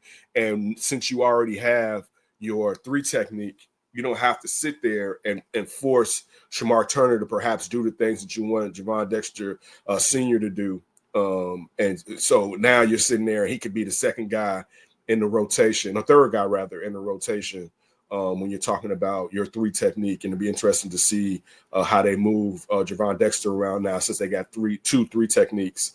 The big thing about Turner though is his weight. Where are you going to put him? Are you going to leave him at D tackle, or are you going to have him lose weight and go back in the edge? I think they're going to leave him at D tackle. I'm not. Okay. I think when they do, and we've been using this term for 20-something. When they do a NASCAR package, and this also depends on him showing how well he'll play. But when they do a NASCAR package, you'll probably pop him out because also that end that you got from that you brought in signed from Colts. Yeah, you could pop pop him in and put Turner out there, but also you got to look at it. It just depends on who's healthy and who's out on the field. I think they will use him out there, but I think primarily you're going to want him to be your 3 technique because the guy. What's the name they brought in? I'm blanking on the guy that brought it from Atlanta. No, not Grady Jarrett. Yeah, Grady. That's what Grady. When you look at Grady Jarrett, I mean, how many years does Grady Jarrett have to be really good? Because, I mean, he's past his prime. Now, not to say he may not have an outstanding season out of the next 2, but that's a 3-year deal, but it's really a 2-year deal. So you're looking for him to kind of be the guy perhaps to supplant Grady Jarrett next year or start taking some heavy minutes away from Grady Jarrett next year. So I think when you were looking at it that he's probably going to play on the inside because you want him to learn one thing. Why would you draft him and then be like, well, we're going to want you to play outside? Let him play inside and then let him play on the outside as he becomes more comfortable with playing in the NFL. I like Zach Frazier too, but go ahead. What are you about to say? I like the fact of Turner because he's an asshole. He has an attitude. You saw the time he got blocked. He punched the dude in the nuts. Give me one of those, but he's got a motor.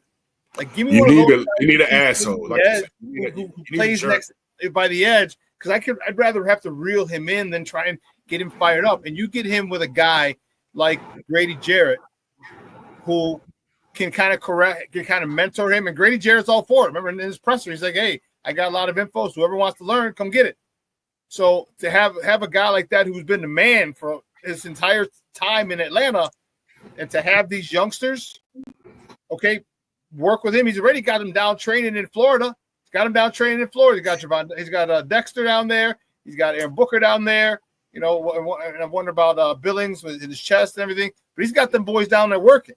And this is the kind of guy. And if you can corral that Shmaq Turner, and you can corral that anger and the edge that he plays with, man, that's gonna do wonders. And also, another thing with him playing on the outside, you also have to look at defensive coordinator Allen.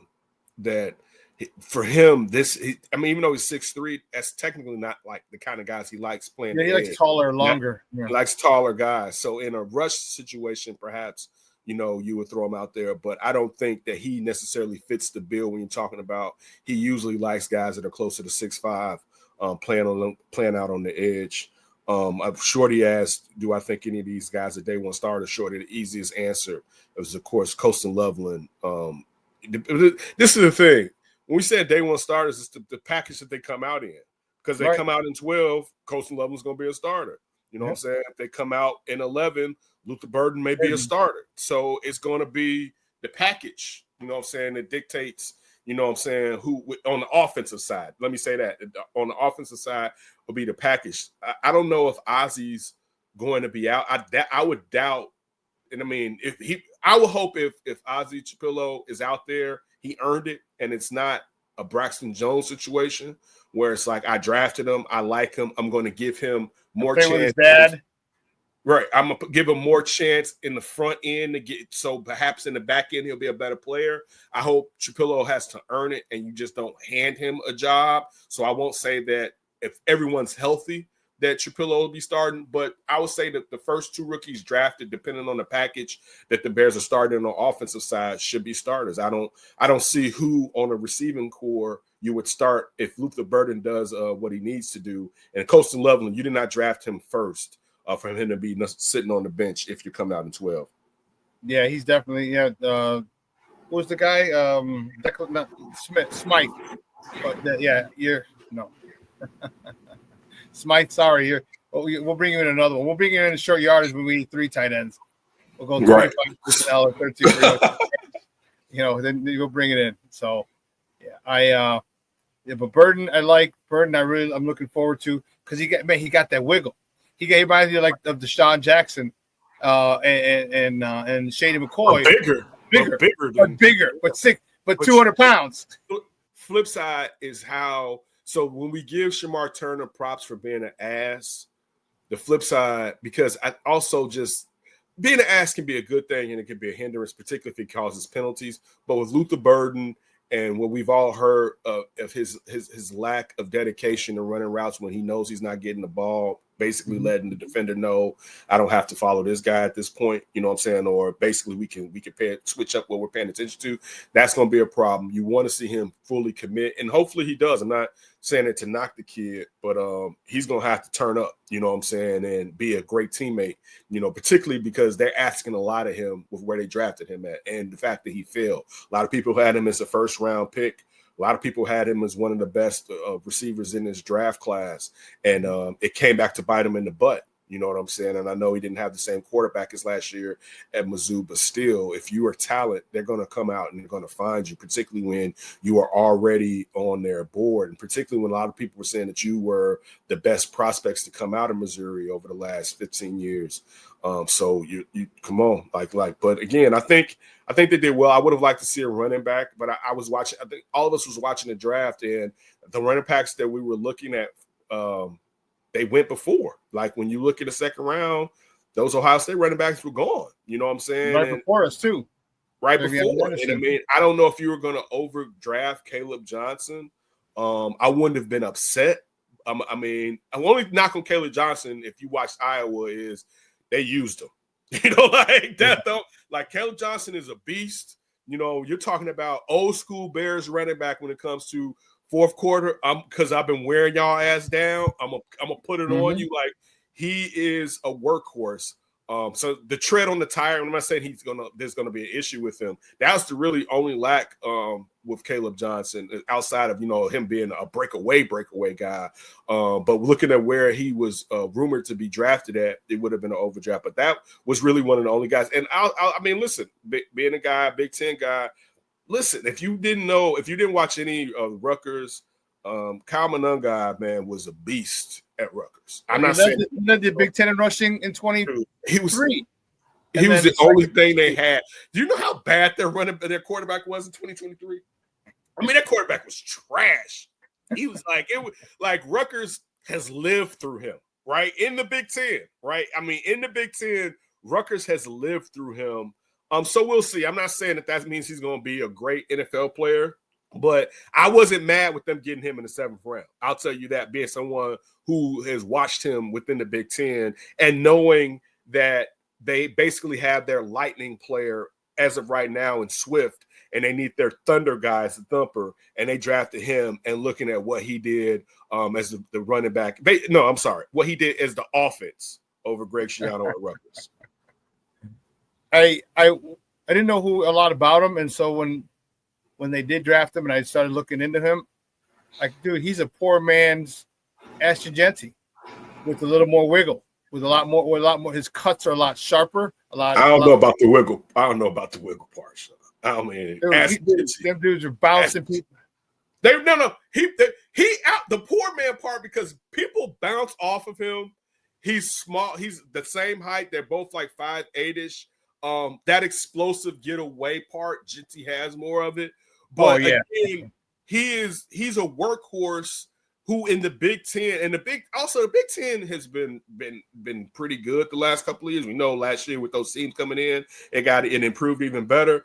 I mean, dude, he went up and got beat up by some of the best in the nation. Put it like that.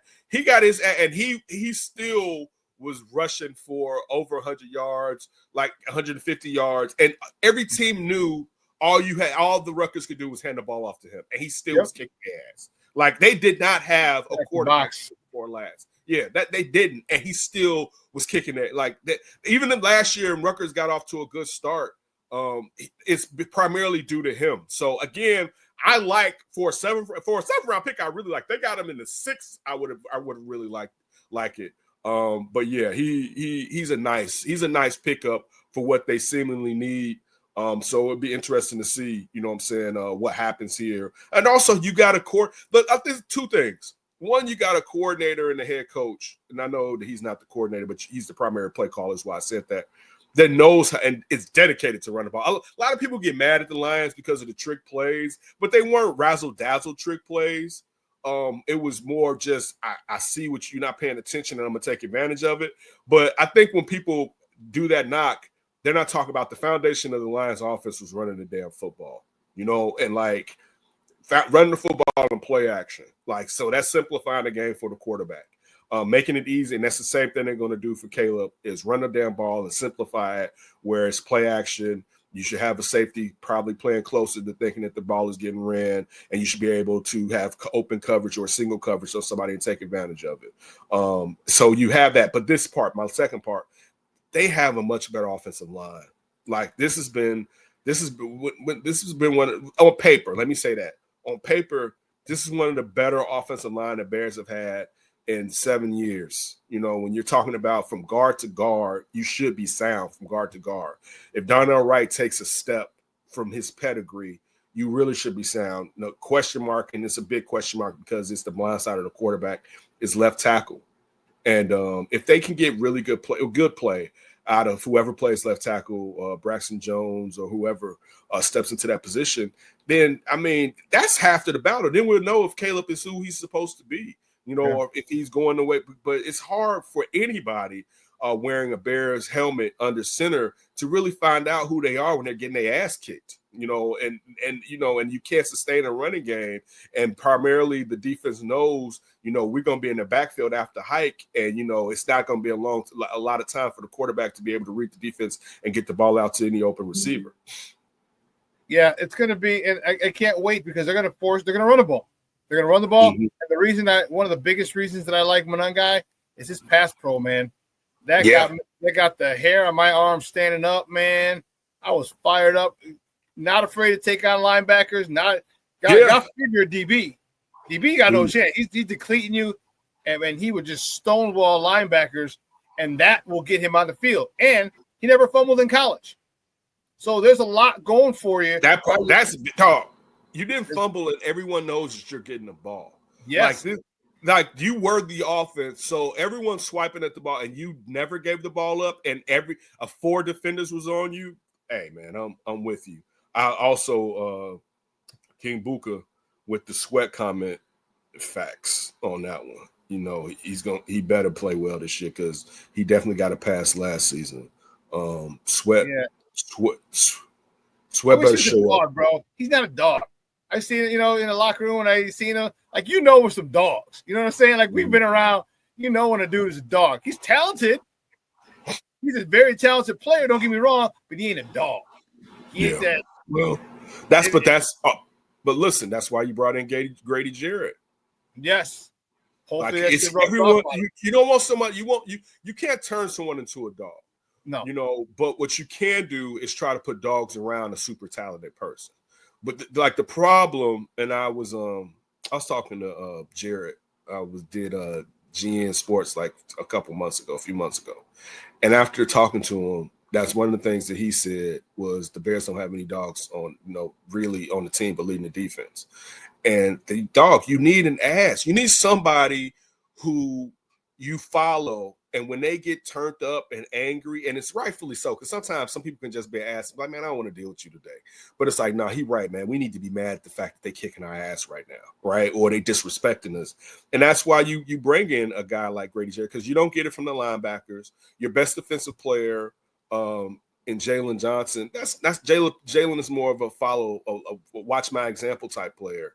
And also, how many cornerbacks really get the whole defense outside of having a turnover amped? It's usually guys playing down the middle. You know what I'm saying? And their linebackers, their linebackers aren't really those guys or whatever.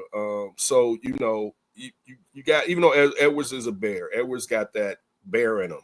You know, like he's gonna throw his body out there, right? Like I'll worry about what's left later. But still, so and Brisker, the way he is reckless with his body. Unfortunately, it's caught up to him. And you hope that he can turn that around. But they need guys that can rally those guys, you know. And that's what you look at a Grady Jarrett, and you hope that you can get that. You look at what Joe Thuney is going to do on that offensive line, having a real grinder, you know, like. I'm a pro. I'm going to show you guys how Tom Brady and how Patrick Mahomes and how we did it as a line. Like Bears have always used, you know, you're going to get the training camp. And again, it may be better this year, but there's going to be some article about how the offensive lineman waited for the last lineman to come out before they walked over or some stuff, and how the unit is this.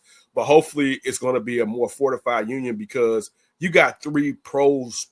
Now we hopefully, you know, JonahJackson is the Detroit JonahJackson and not what they had with the Rams, but also the scheme fit with the Rams. But you look at, you know, and Dahlman, you got a professional center. He may not be the second best center with what he get paid, but you got a top 5 to top 10 center. And that's been a Bears problem for how long now? It's basically been a Bears problem since Roberto Garza, you know, and I was going to say, Olin, but at least Roberto was decent. You know what I'm saying? He wasn't a Hall of Famer like Olin. And even where the years where you had Cody and you had Daniels, you still had good play coming from the center position. But out after Cody moved back to guard, he was never the same center. Right. And you always had exchange issues with Cody. And, you know, the things with Daniels was he wasn't necessarily vocally loud enough, but still he played well at guard and center. But after those, it's been bad down the middle. And, you know, the best way to get to anything is a straight line. So hopefully now when you talk about guard to guard, you're stout. This is old Saints football. You know, sometimes they didn't have the best tackles when Drew Brees was down there, but they made sure that Drew Brees could step up in the pocket by having some really good guards in the center. Yes. And you got a situation now where let's see, you know, and again, I like what they did this offseason. They still have holes. They still need an edge rusher. And I mean, you can't solve everything in one offseason. Let's also say that. You need an edge rusher. You're going to have to figure out at safety moving forward. You still should be good at safety, because, I mean, everybody is kind of like, you know, kicking bird to the curb already. And it's like, give the old man another year before you can. And hopefully Brisker can be better. But then it's who's going to step up alongside Jalen, because, you know, Tyreek Stevenson, you know, we see physically what he can do, but mentally we're not seeing him put it all together, you know, and that's, you know, but I'll say this. If you pressure the quarterback a lot better than you have the last few years, it's going to make everybody in the backfield a lot better, because you're not giving the quarterback the amount of time and the receivers the amount of time to get separation away from the defender. Yeah, and that's gonna work wonders for. And I like him a lot. I like the physical play. I like the shit talking that he does. He's on that edge coming out of the U. He's just got to tighten his game up. He just got to be tight. He got to tighten his game up, and if he does, man, he can be one of the corners, because he's mad physical, and he's taller than athletic, and he's athletic as hell. That dog. Let's not forget that interception the year before last, going back where he did I don't even want to. It was I'm always gonna respect Willie Mays. I was gonna say a basket catch to Willie Mays, but it wasn't a basket because he was extended. All right, like he was fully extended going back. Like that's an extremely athletic play. Physically, Tyreek Stevenson has it. It's mentally, you know, like lock the fuck in. You know, like you dog. It's money to be made out here. You know, man. For a quarterback, You may not make it here. Look, you can make it here, but you can make a lot of bread, lock in, and take advantage of your talents. You know what I'm saying? Like a lot of people said it. You mentioned that he went to the U, but let's not forget he transferred from Georgia. So you talk about Kirby. Kirby had him playing the star position down there. You're asking a lot out of that position down there. He didn't like it, but you're asking a lot. He wanted to play the boundary. So like it's a lot of talent. We can see if they can put it together. You know what I'm saying? They seem like they got a great offensive minded head coach. You got a really good, reputable defensive coordinator. It's not an experiment on the defensive side, who the coordinator is going to be. You got a good defensive coordinator, so it'd be interesting. I mean, your head coach was a good defensive coordinator last year. He just shouldn't have been a head coach. So we'll see. And the cool part about Dennis Allen, bro, is that he's got his bite of the apple at head coach. So he's not. I don't think he's going to get another shot. They will have to be really good, which you want them to be, but they will have to be really good over a year. He's not going to get it's there. I would not think, let's just say if the Bears had a top 10 defense this year, that he's going to get a head coaching job next year. But I'll say this, if they have a top 10 defense consecutively over 3 years, he's definitely going to get another bite at the apple because people are going to be like, well, look what he did. Also, Chicago. Like it helps. It's a bigger market. You know what I'm saying? Like people aren't gonna remember that Saints stuff. Like, man, like whatever, that's the Saints, right? Like whatever. They always in cap hell. But to your point, it shouldn't be a situation where he was an offensive coordinator, let alone an offense coordinator who hadn't had a head coaching job already, that you're worried he's going to get snatched up. He should be here for several years. And if he does get snatched up, that means the defense was playing hella good. You know what I'm saying? Like, and you should be able to figure somebody out. They may not be able to keep it to the same level, but they should be able to keep it close enough to what he was doing. Yeah. So this season's going to be really fun. A lot of expectations. I'm anxious to see how offensive line, defensive line, Caleb, receivers. I want to see the chemistry with Caleb and DJ and Caleb and Cole Kmet. I want to see just a whole bunch of different things in the defensive line. It's going to be fun. Rome, Rome. That's right. That's right. You got to get Rome.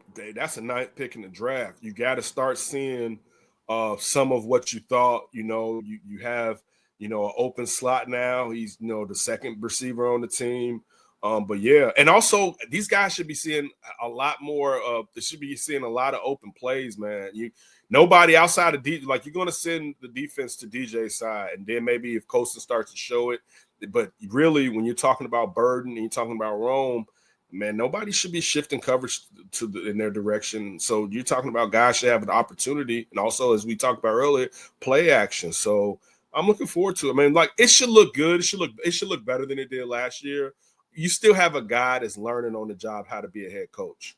And I'm saying it as a Ben Johnson fan. He's still learning how to be a head coach. So there's going to be some bumps because he's learning.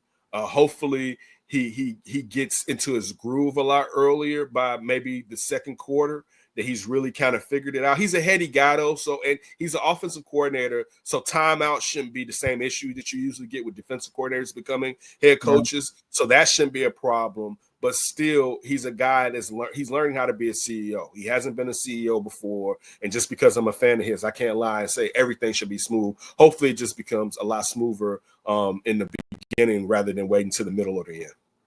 Yeah, and that was my biggest question: can he be a head coach? All right, I think so. We know he's a hell of an offensive coordinator. All right, but there's a whole bunch of other stuff that gets thrown at him, and how well, and not just can he be a good one, but how well can he learn to manage all those? And I think the fact that he got Dennis Allen, okay. I was going to say, look at his staff, Shawn. Yeah, he did. So a lot of times you get guys, and we got to be teachers, and I'm not dissing the teachers thing.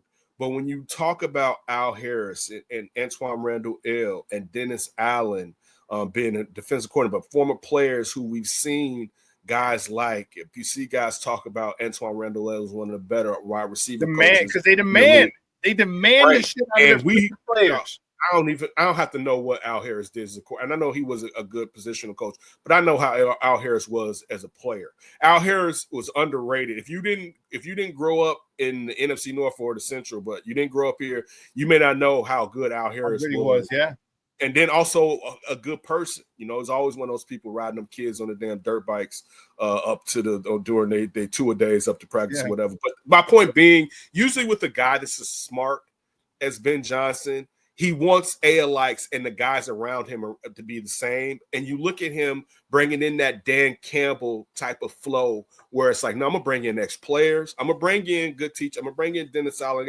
But it's the mix. So seeming like he knows his weaknesses. Again, we have to still see, to your point. We still have to see.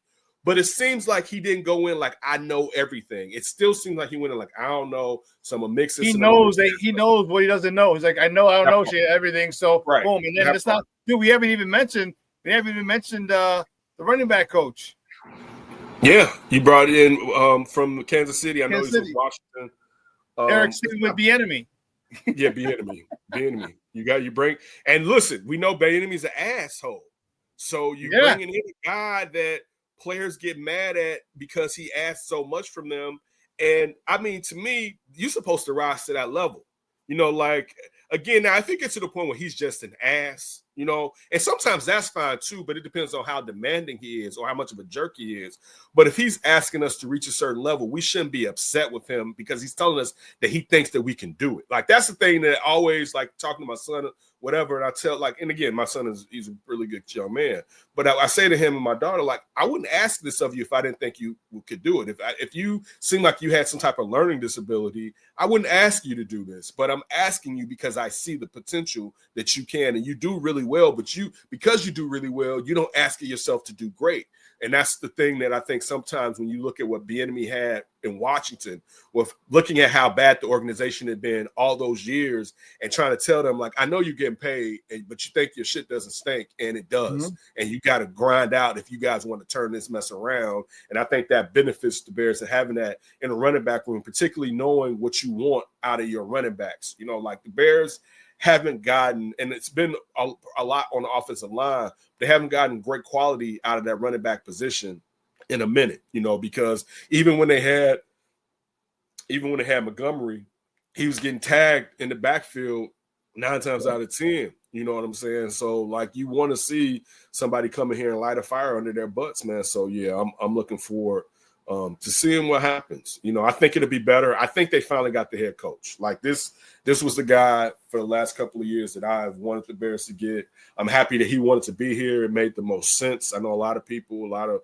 national friends of mine were telling me he wasn't going to come here. And I'm like, I was a Bears fan here. Fuck the media. I was like, he's coming because this makes the most sense. One, I want him to be here, right? But this makes the most sense. It's like, he's going to, you know, the Raiders. He doesn't want to touch the Bears. And I'm like, to me, I'm like, dog, this makes it. He stayed there for this job. And again, I'm biased because forget the media part. This was also a Bears fan, but it's like he's been here. He sees the potential. They got the quarterback. That's what would have made sense last year to fire Eberflus because you would have gotten him. But I'll say this: it's probably better that they didn't fire Eberflus last year because it gave Ben Johnson another year under Dan Campbell. You know what I'm saying? I think he probably needed another year under Dan Campbell. I think they needed another year for him to see for that Lions run to run out. You know what I'm saying? So to kind of see, okay, how they bounce back from last year's loss to this year, and for it to be no questions, hey, I stayed, we couldn't get it done, whatever. But I think everything happens for the most part for a reason, so I'm definitely looking forward to it. Ken, great stuff, man. I appreciate your time, brother. Do me a favor, though, before you go, let everybody know where they can find you online. Follow me at That's Davis. Definitely producing more content for you all. So jump in. I'll be posting it, and some of the times I'll definitely be going live. Everybody, have a great weekend. Shout out to you, K-Man, Berlissimo. Everybody be safe. Berlissimo, hopes the family's doing well. Shawn, hope your mom is doing well. Definitely to everybody out there, the Lara family, hope everybody's doing well, man. And don't do anything stupid. And enjoy, when the weather gets good, enjoy the weather. But I'll see you all in a couple weeks, if not 3 weeks, Shawn. You be safe, my guy. Bet, man. Love you, big dog. We'll talk soon, all right? Later. Guy, that's Ken Davis from the Davis Show, man. What a great, great conversation. We got to get out of here. I don't have to go pick her up, but I got to go eat. I'm hungry, and I got to go watch Star. I got to watch Power. Hey, listen, guys, have a phenomenal weekend, all right? Tomorrow's Mexican Mother's Day. Okay, for all my Mexican peoples. All right, so you give your mom some love tomorrow. Then Sunday is American Mother's Day, so mom gets double duty. All right, and make sure you take care of them. And I always tell you before I leave, let your loved ones know you love them because tomorrow is promised to no one. All right, do yourself a favor. I'm meeting up with a buddy tomorrow night, for some dinner. I haven't seen him in a minute, so I'm going to go do that. I'm excited to see that. And like I said, I don't just talk the talk, I walk the walk and, reach out to some people. And I got a great call. Oh, Junior. Oh, I told Junior. I got a great call from a guy that I played football with for a long time. He moved down to Texas. His sons ended up playing football, college football. And one of his sons who played at Utah State played in the CFL for a little bit. Got a call from him out of the blue on Wednesday. Really made my day. And you know what? And that's what it's about. Friends, brothers, people you care about. So listen, guys, you have a phenomenal day. The weather's going to be gorgeous. Get out to them patios, the rooftops, the restaurants. Get out there. Or hell, just have people come over in the backyard in your patio and do it. All right? So for everyone here at Sports Zone Chicago, you guys have a phenomenal weekend. I'm your boy, the SuperBack, Shawn Sierra. I love and appreciate you guys. I'm grateful for the support. But guess what? I am out.